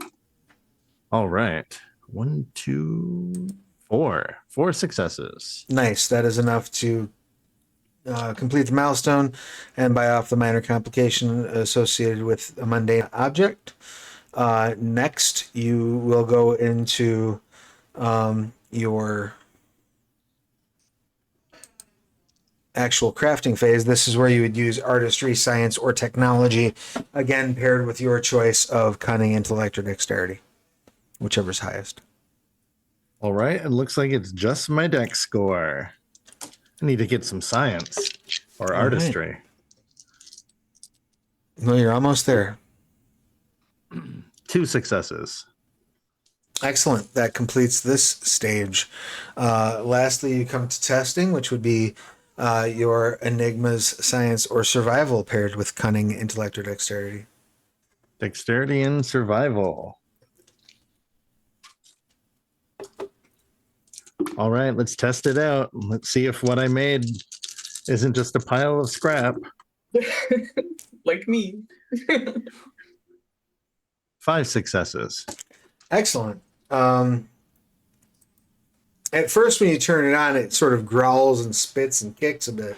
But then begins the automated process of digging out a wider cavern wall. You have successfully created an automatic machine. You've done this once before with the forge, or you as a group have, so it stands to reason you can sort this out as a group, or yourself now for this additional purpose, I should say. So yeah, you've created the excavation machine to help the settlement expand. It can now, because it is self-powered, as long as you want to run it, it will keep running, digging a larger area for you to inhabit. All right, I added that to the settlement note. Yeah, I will add that as Excavation machine. All right. I will pop that on as well.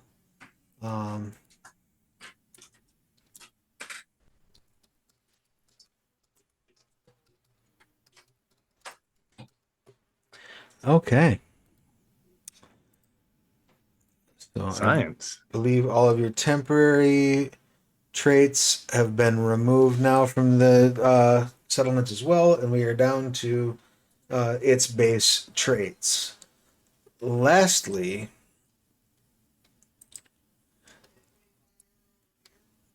we come to everybody's favorite point of Kalm, the end. As the storms begin to subside, the wilderness beyond the walls of Gelphim's Rest begins to settle. We come to the point where you can spend your experience and advance your paths.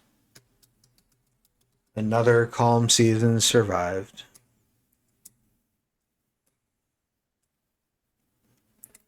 We did it, folks. What's that? We've actually survived our second calm, and Bunga hasn't had another young woman stolen by parasites. That's true. That's yeah. right. Nobody did get stolen by parasites this year. You vast improvement before over the last calm. Nobody died. Nobody Let it be died. known. Well, you don't know the fate of those folks who went off on their own, but you know, Well, that's true. if they did, that's kind of on them. Yeah. They'll be fine. Oh, and the calm aspiration was shore up the defenses. That calm aspiration was achieved. So,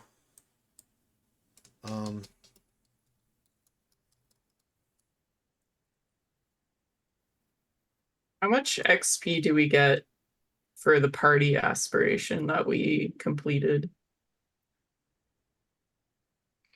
It says return home with profit. Yes.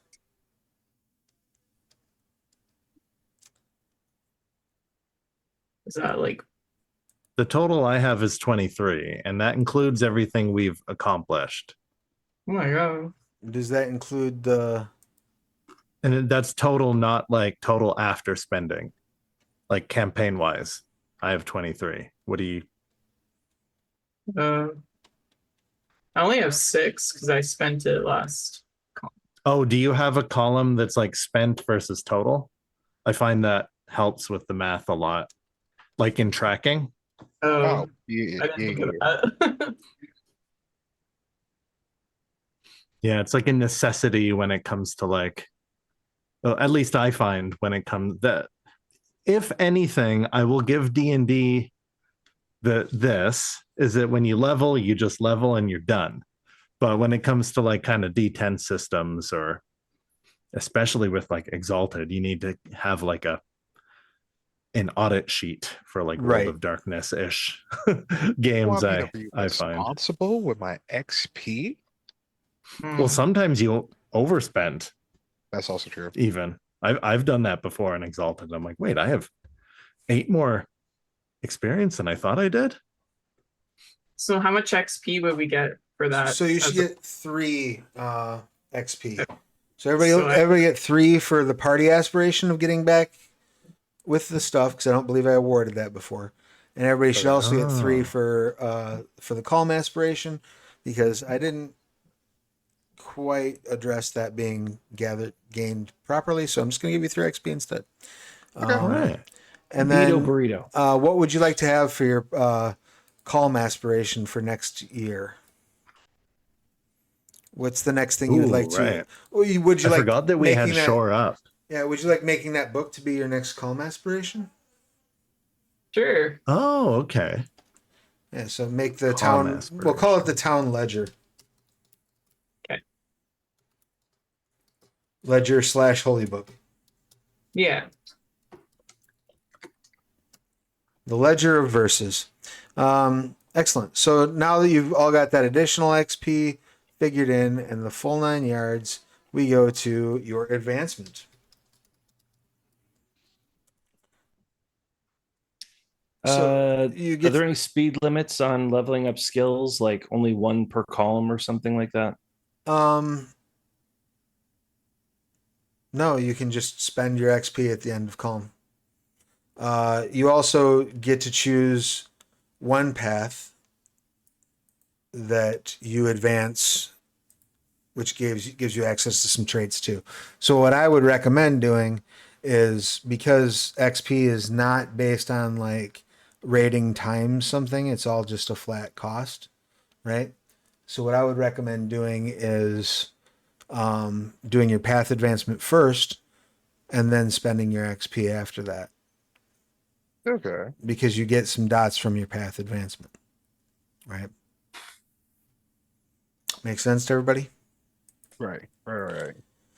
So, do you, going around the other direction, Cal, would you want to advance your Dawn, Dialectic, or Calling? Dialectic or calling? Guess it.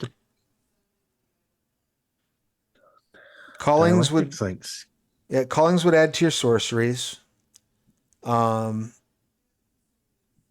Dialectics would add to your syntheses, and Dawn would add to your theses. That's really the big difference.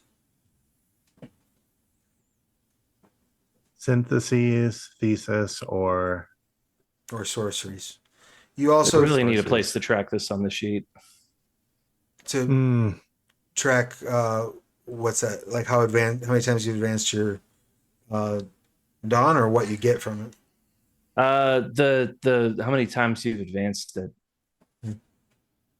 Put I some have dots next to it no or something. sorcery. At least I don't think I do. Where is that section? That is good Oh, feedback. thesis I and will syntheses. pass that feedback along. As there is no official sheet for this, by the way. This is the sheet that we're using is a Yeah. sheet that I cobbled together in a real hurry during the backer kit. So any feedback is good. Having dots next to the dons, good feedback. They don't necessarily let's have like a do- dot rating, but knowing how many times you've advanced them, I can see that being handy. Yeah, you can have a blank for the number if you want. Sure, yeah. But yeah. Let's have a dialectic. Let's go down the scarab.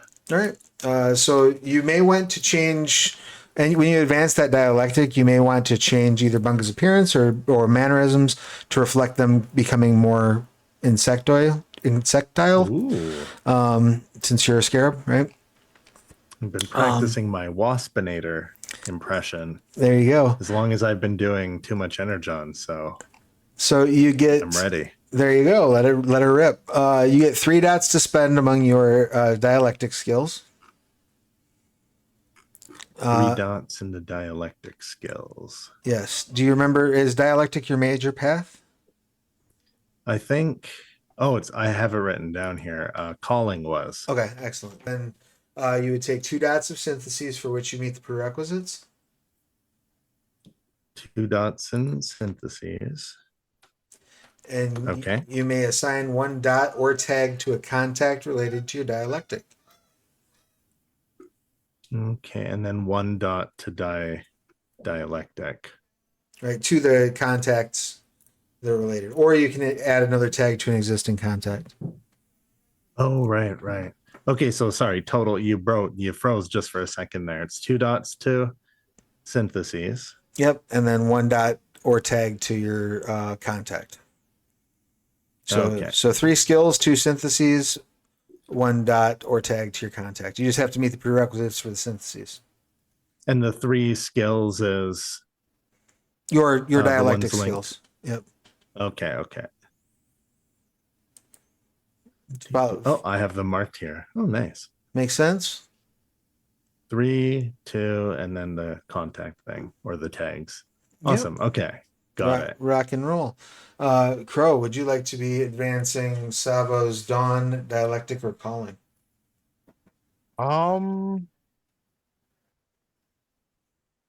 Let me see. I think I already did. The last time I did it, it was my dialectic, which is why he's gotten so creepy over the last few episodes. Oh, that's why. Okay. Yeah, well, he was creepy before, but he advanced recently. Um, Creepier now. Creepier, yeah. I think I'm gonna go with Dawn, and that was minor. Okay. In that case, then you would gain 1 additional momentum generator.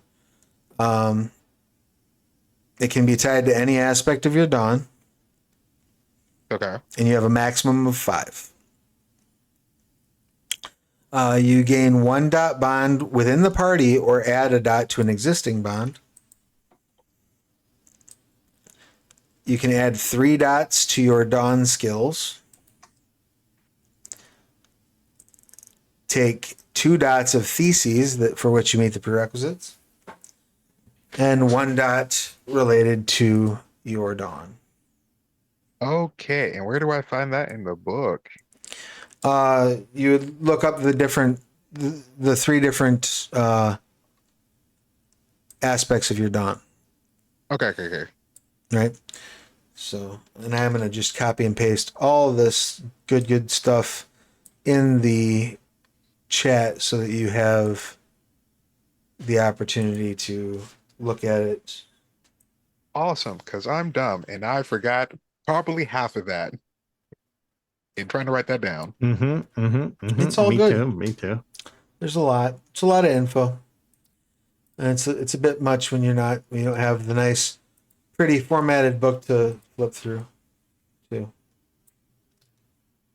But I will see about getting you all at least the merged manuscript PDF, because then you have Control F to lean on in a usable way as opposed to fishing through several different manuscript pages.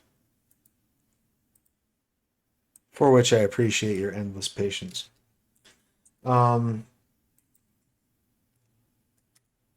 Next in order, that brings us to Stropharia.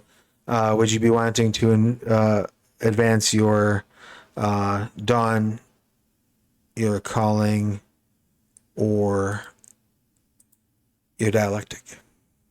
I'll do Dawn. All right, excellent.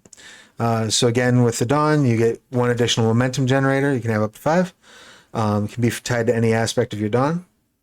You get 1 dot bond within the party, or you can add a dot to an existing bond. Your choice. I think you have bonds with everybody now, so you can just increase your bonds by 1. And then 3 dots in your existing dawn skills. And was your dialectic was your dawn your major path or no?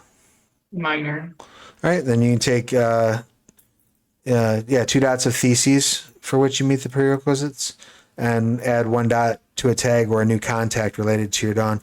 Since there are so many refugees that have arrived here, it would be easy for you to add a new contact and just make up a new person. If you wanted to, that'd be easy.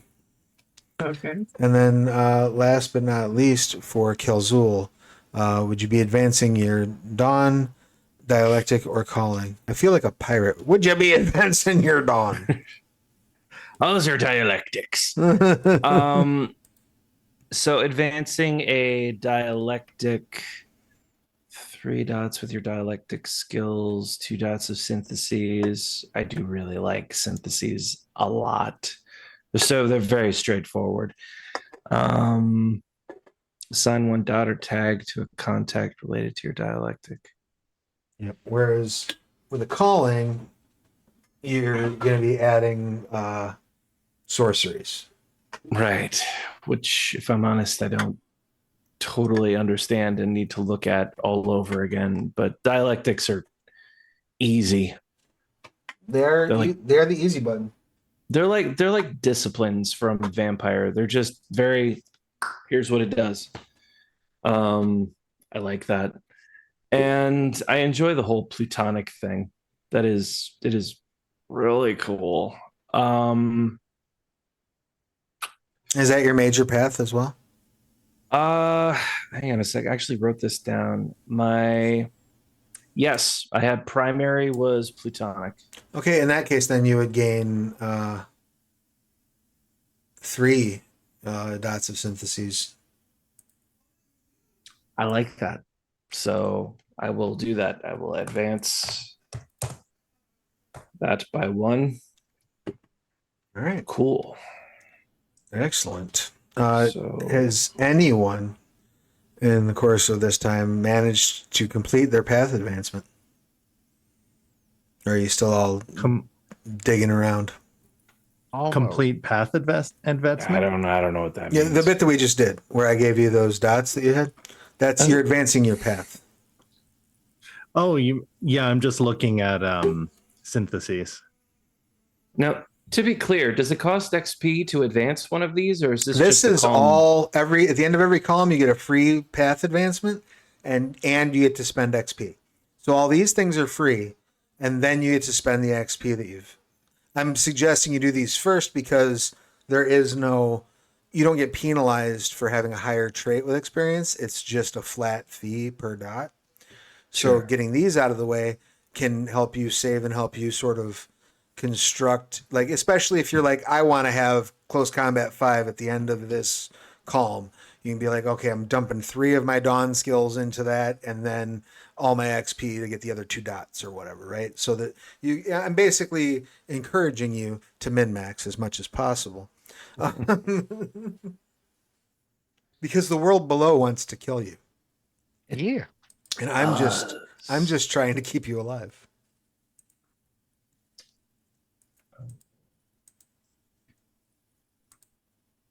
It provides. Yeah, I can bloodshed. choose mine in the downtime, but I'm ready to continue if other people Well, are. the I'm only just oth- taking a look at the syntheses. Yeah, the only other real thing that we have left that I wanted to make sure we address tonight is the actual expenditure of your XP, because now is the time you get to do so. So I wanted to make sure I was available in case there were any questions for that, because you do get to do it so rarely in the world below.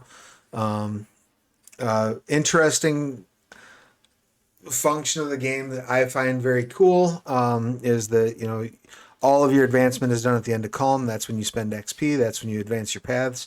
And the reasoning behind that, why you can't spend XP during the adventuring season, is because you're too busy trying not to fucking die to get better at anything Yeah, I like that. in a measurable way. I've always done that in any game I'm playing. They're like, oh, can I spend XP now in the car during the shootout? In the car.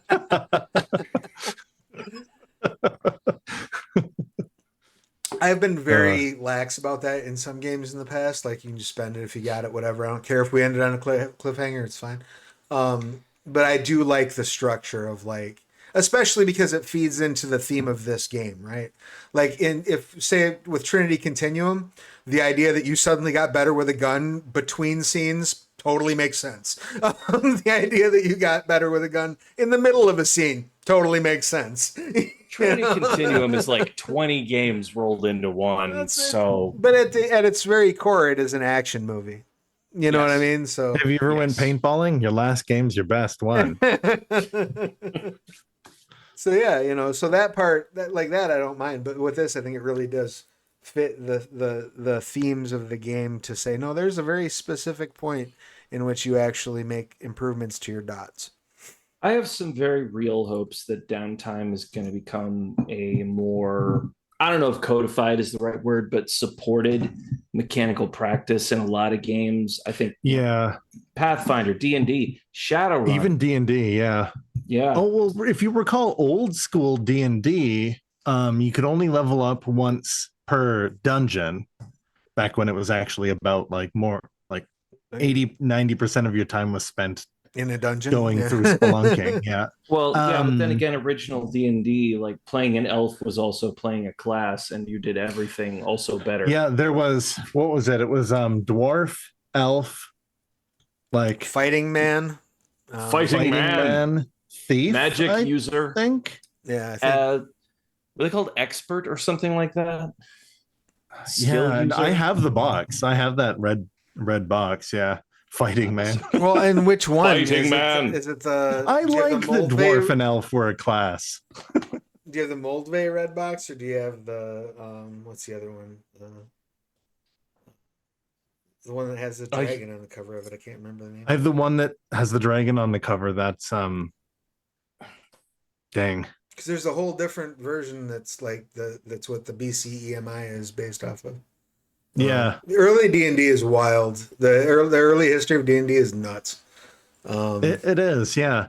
And in those, you couldn't. It was very weird and They really liked structure in the 80s, like how your keep would work and how to get people to come to your keep, and you leveled up like when you went back to your keep and. Right. How much gold you should be getting, and you can feel the military game simulationist DNA a lot more prominently. Well, and I think it's come a long way. And I think, but I do think though that particular aspect of the advancement is what has inspired, what we're doing with the world below, and the idea of that downtime mechanic, the idea that when you're not adventuring is when you're learning. Another game that does a very good job with that too is Ars Magica. Does a great job with that because everybody makes up like multiple characters, and yes, everyone has a wizard that they're playing, but most of the time it's only one or two of the wizards that's actually out adventuring, and everybody else's secondary characters are out there because the rest of your wizards are back in the tower trying to learn magic, which takes seasons of your life.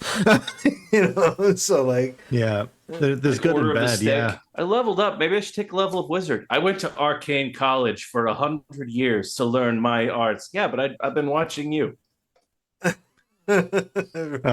Oh, exactly.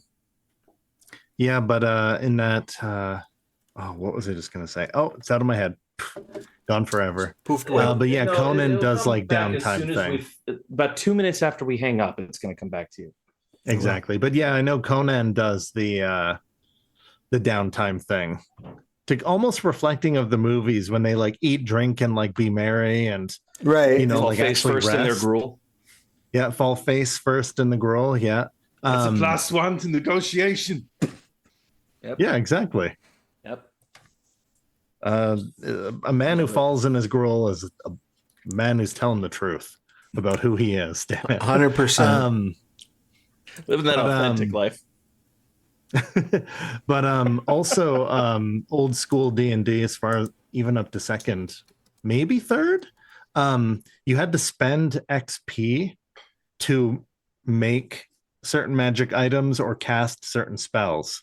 Like actually just like XP was how they made things permanent. That was like currency. You could lose levels as a wizard. That went all the way up to third edition. I remember in Ravenloft, Aslan had his dark Lord curse was that he was level capped. He had an XP cap, and his whole he's a lich. He loves magic. He loves learning new spells. He cannot learn new spells. He cannot level up. Beat that roof. On the other hand, that also means that he looks at his XP pile and goes, well, I might as well make magic items. Right. So that's a good point. Yeah, the longer you live, the more you have expendable XP to make magic stuff. And speaking of expendable XP, I tossed you the XP chart in the chat as well. Oh. So that is one new dot in an existing skill is 3. I would have gotten that wrong from Chronicles Habit. Yep. 1 dot to a single attribute is 6. 1 dot or tag to a contact is 2. Purchase a new thesis is 4. Purchase a new synthesis is 4. And purchase a new sorcery is 5. And that's in addition to whatever we got for... Right. And those are per dot, right? So if you're getting a new sorcery that's level 1, you're only paying 5 XP. But if you're getting a level 3 sorcery, you're paying 15. Ah, okay. Because it's per dot. Yeah. It's not that they increment. I hate the World of Darkness stuff where it's incremental. Like the new dot or current dot times a certain amount. Right. And I only hate it for one reason. Because if you don't min-max your sucker and your XP goes less far. Yep. It's, when you're first making a character, put all them free dice right there now. Yeah. Right. Yeah. Mm-hmm. So I really like that we're moving away from that. flat. And it's like per new attribute, per skill dot. And Chronicles 2nd edition went flat rate. And I remember looking at it and going, does that make sense? And then I played it and went, that makes sense. Thank God. Why would you ever buy a 5th dot in an attribute after you started playing the game? Yeah. What is that? For that 20, price? 30 XP 25 or something? XP, I think. Yeah. 25, yeah. Gross. Wild. Gross. Heaven forbid Artistry, you try here to I get come. that 5th level of an out-of-clan discipline. Thank goodness I live forever. In a new or existing dot is still 3. Oh, that's nice. All right, who's going artistry? I put 3 dots in there. Who is science? I got 2 dots in artistry. Who is science? Should Bunga Should be Bunga our get science? Hell yes. Weird we can be science bros.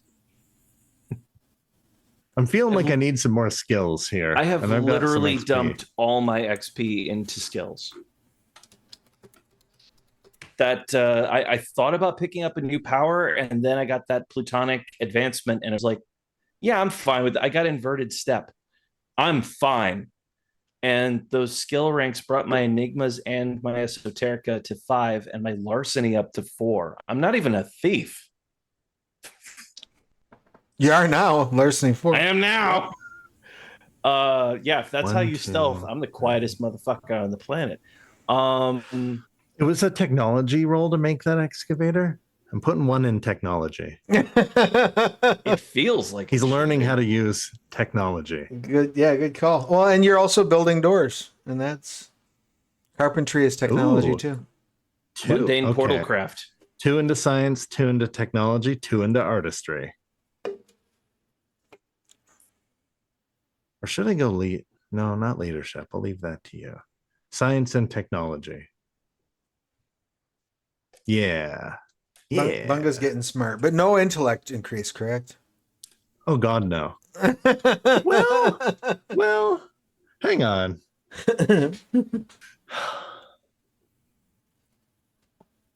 did you just have that whole like rack of XP waiting, like that 28 points or whatever it was? Nice, nice. All except wait, why do I have -6 presence 2 to 3? Oh, I did it wrong. Not per new dot, but per like existing dots times 3. Because I said I've spent -6 to move presence from 2 to 3. Yeah, but it's that one would dot just to be a single 3. attribute is 6. So I actually had only spent 3 XP. No, you would have spent 6 because one dot to an attribute is 6. Oh, presence is an Attribute. attribute. Yeah. Should I have more intellect, or is it funnier if I have only one? I mean, I think attribute it's is a funnier. noun and attribute is a verb. That could be. Oh, you're right. Yeah. To attribute something. Right. Yeah. Well, I feel like an asshole saying it because like Facebook is swarming with "don't correct people." That's colonialism, and I'm like, That's not how that Hey, works. if nobody helped other people like or think about that or say, oh well, like this is this and this is like this, I'd still be pronouncing epitome epitome. Sure. I got a funny story. You only ever keep pronouncing it that way until one person corrects you and you're like, oh Yeah. Just don't be a dick about it. I will. And it's all good. I will ever exchange attribute and attribute, or attribute and attribute, and not think about it, and then that's just going to happen for the rest of my life.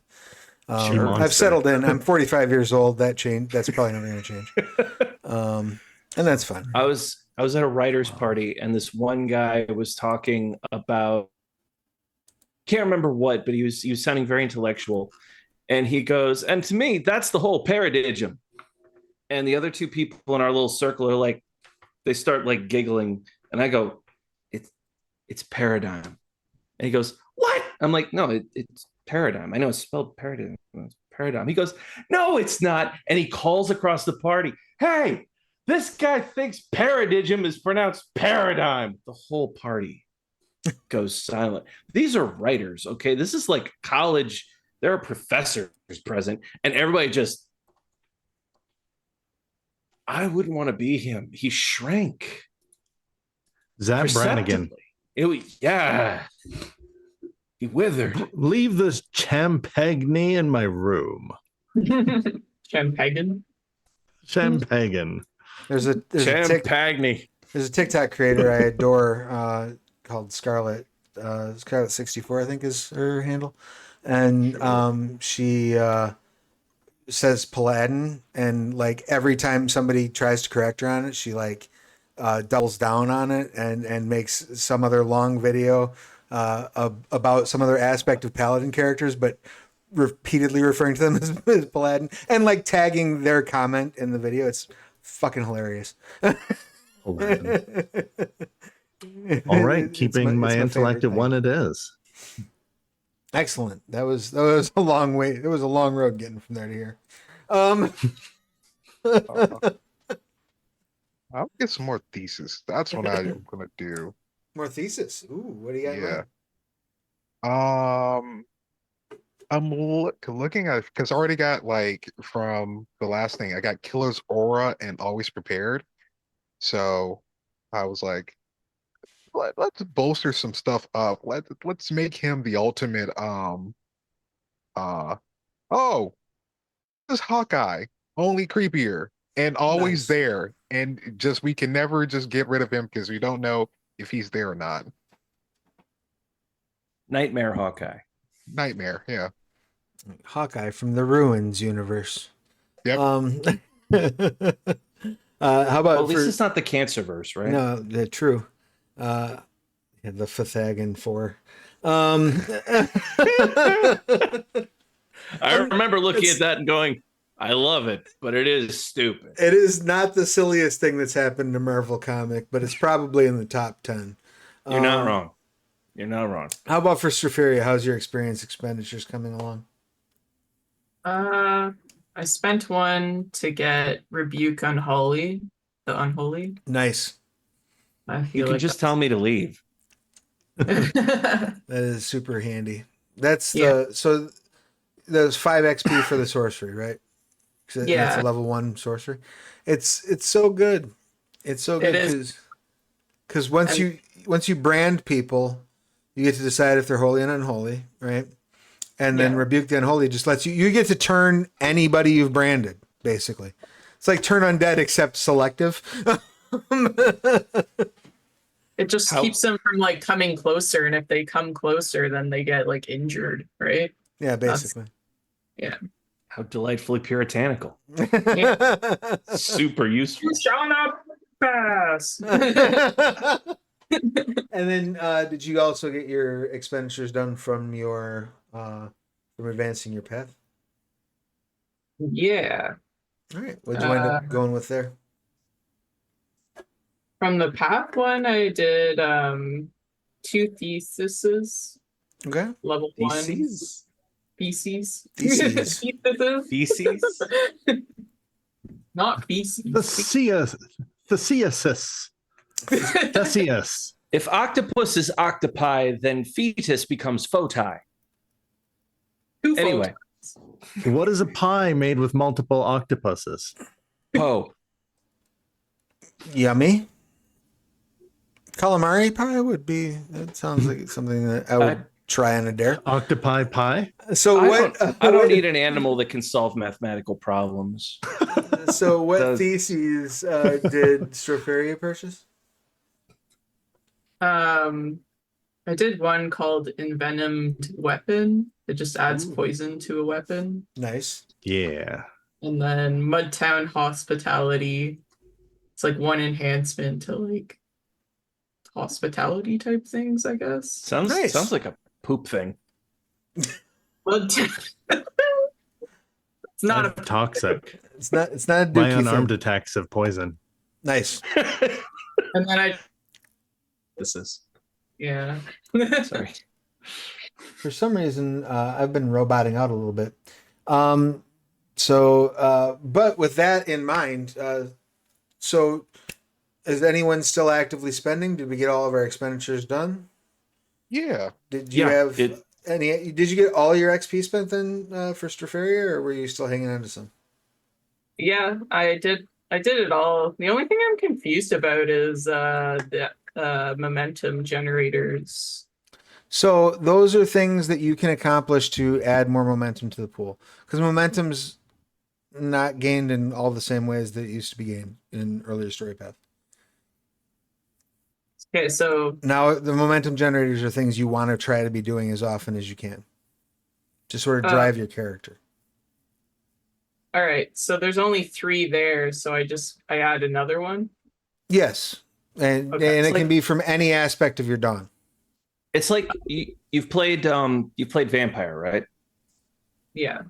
So like you've got your mask and your dirge, or your vice and your virtue, or Nature and demeanor, if you're talking. nature and demeanor. Thank you. It's been a minute since World. With your nature and demeanor generate willpower when you do stuff in line with that. Yeah. And willpower is like momentum. So this is like getting another nature or demeanor on top of the other ones. Okay. Yep, and you can pick it from any aspect of your dawn, because your dawn has, the settlement you were from, the people that you belong to, and the guild, I believe, right? So any of those, all of those will have momentum generators listed under them. Okay. And if none of those work, we can work out like a momentum generator too. So if you need to think about that in the time between now and next session, you can. Yeah, I'll think of it too. Sure. Cool. All right. So everybody's got everything spent. We have completed yet another Kalm season, correct? All right. Well, that being the case, I'm going to go ahead and wrap it up there for this session. We will rejoin in 2 weeks' time. Yes, everybody's good for 2 weeks from tonight? Yep. Excellent. We will come back here in 2 weeks' time for session 11 of The World Below as we strike back out into The World Below to find some elements to help Stropharia make the ink that she requires, but also to see what adventures await in the newly calm, twisted tunnels of the world below. So, let's go ahead and do our outros. This time we'll go in the opposite direction. Kevin, if you could, please tell us who you are, what you do, who you've been playing, your pronouns, their pronouns, and anything you would like to promote. Hey, y'all, Kevin R. Zarnicki, game designer, voice actor, teacher. You can find me at kevin.r.zarnicki@gmail.com to sign up for lessons to break into the gaming industry or voiceover professionally, mind you. But it's also good for other things like public speaking and the like. I've been playing Kale Zool, like me, he, him. Beyond that, please check out Digital Darkness, Fridays, midnight Central Standard Time. That is tomorrow. That's 27 hours from now, if my math is correct. Past that, I said everything in the beginning, and I don't want to take all your nights and all your thunder. So thanks for being here, everybody, and we'll see you in 2 weeks because this is a hell of a group and a hell of a game. Thank you so much for being here, Kevin. Always a pleasure. I've had a blast playing with you as always. Speaking of people I have a blast playing with, Haley, your pertinence, please. Hi everyone, I'm Haley, also known as Babe_Blade 666. I played Stropharia, elven mushroomy princess. I mean priestess, not princess. Both, little from A, little from B. Oh, well, okay. Yeah, I don't really have much on the go, but thanks for having me here. Thank you for being here. Always a joy. Thanks. And speaking of joys, Crow, you're a joyous creature. Please give us your Hi, pertinence. yeah. Hi, I'm Crow. I played Soverite. We're both he, it, and a little bit of they, and a little bit of Eldritch horror, of horrors uncompromising to behold, whatever that phrase is. I don't read Lovecraft. He doesn't like my kind. Anyways, so I will be here again, um, and by next week, with a little game that you all know and love, which is Trinity Adventure on August 30th at 9 p.m. I will also be playing in Scion, title pending and character pending for that one is going to be on Mondays. And Ooh. yeah, I believe that Scion campaign will be called The Tower. And I think the first episode that That's is right. streamed is on Labor Day. So that is correct. and that's with our legendary Scion story guide, Chaz Callender, who runs a lot of our Scion games during OPPCon. He's coming in for an ongoing Scion campaign. I'm super stoked to have that on the channel. So, Oh yeah, and it's an interesting concept that he has introduced, which is going to be amazing. But yeah, that's been me, and you will see more of me doing here in a few weeks as well. So stick around for all of that. Back to you, Bob. thank you so much, Crow. And last but never least, that brings us to Cal. Cal, please let us get your pertinence. Yeah, thanks for having me. My name's Cal, NeoCal, and the TikToks and the Steam and the SoundCloud and the Twitch chat. You know what? I say this like every year for the past like 7 years. I should start streaming stuff. I feel like people might want to see what I got going on. You should. But yeah, outside of helping, maybe I should even help the ye old Onyx Path with some more stuff. Outside us You a definitely Conan. should. Definitely should. I feel like I could do that. You Conan pretty effectively, dude. Like, yeah, and I've only played it like twice, like as in like 2 sessions, not 2. Oh geez, what else? Or even give Essence a try, because I just got the books for that, which I'm stoked Ooh. for. Lasercomb Productions, where the Lasercomb podcast,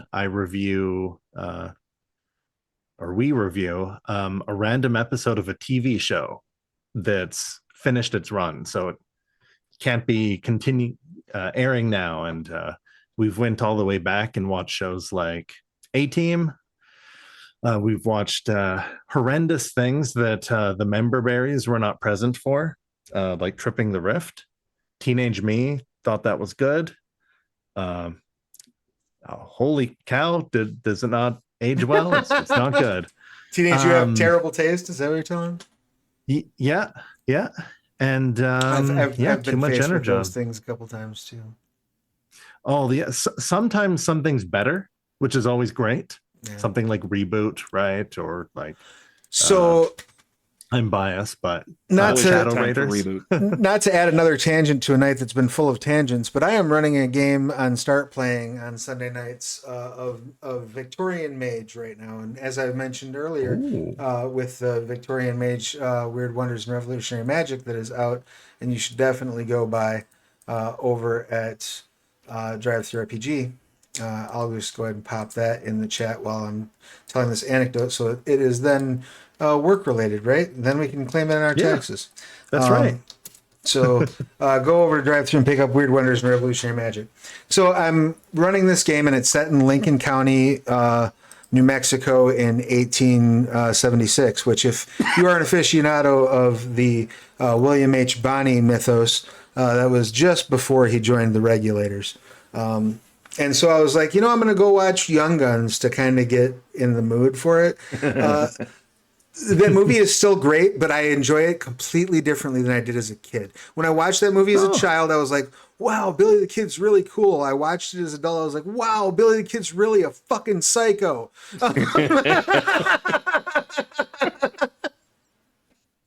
Yeah.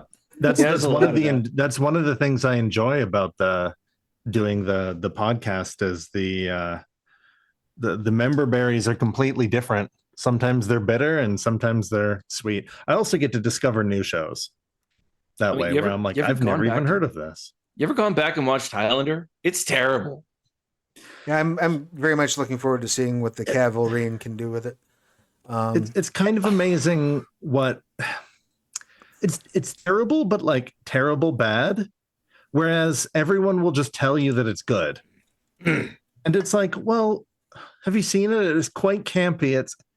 It very could have easily just been not a cult classic. Right. And just been forgotten. Yeah. I'll put it this way, and it's the short version of a longer story. There is a very distinct difference between good and fun. You do not have to be both. That's true. Or if you're Highlander 2, you don't have to be either. See? Ooh. See? Zeist. Escape from New York. Not good. Lots of fun. Sorry, it's not good, but it's very fun. You know what? It's also not good? Escape from LA, which is Escape from New York, except with a bad surfing scene. Yeah, but a great soundtrack. Forgot about that. It's MTV, the movie. Should watch that next. It's a literal remake of Escape from New York, except it's set in a different place, and they added some really weird surfing. And I love John Carpenter, don't get me wrong. It's more colorful. The first one's very monochrome. The second one is nothing but color. See, and this is what I do on my podcast. I get people get us going. And that's Patreon, dude. And that's how Patreon. Can two grown men approaching 40 talk about a 22-minute cartoon for an hour and a half? And that's patreon.com/lasercomb. Is that correct? Yeah, LAZORCOMB. You can also tell how old we are because we spell laser LAZOR. That meme didn't age well. Is what it is. I'm a fire in my laser. I did before or after or during my time. Either way, I missed it. But on that bright, shiny note, that'll be us for the night. So make sure that you have followed everybody in their various places. Make sure that if you've not yet done so, you have followed and subscribed to this channel here. It definitely helps. Go check out the Weird Wonders and Revolutionary Magic. And if you've enjoyed what we've done tonight, please consider going over to BackerKit and pre-ordering The World Below. It is available right now for pre-order. I believe within about 24 hours of your pre-order, I think you'll get a link to the manuscript copy that you can start your own adventures in The World Below. And keep an eye on this space. Our next crowdfunding campaign is going to be the Storypath Ultra core manual. So it'll have the rule set that we're using, but a bit broken down to the base core elements and tools for creating your own worlds using Storypath. So lots of fun, cool stuff. I love the Ultra system. I love the innovations that have been made. I can't wait to see how people react to the Ultra manual. And then from there, it's all Curseborn, baby. So keep an eye on the blog. Keep an eye on the space. Take care of yourselves and each other. I will be back here in about 11 hours for Exalted the Wild Hunters session 3. So take care of yourselves and each other. Make sure you got your shots and you're washing your hands and all that good stuff. And we'll see you again real soon. Bye, everybody.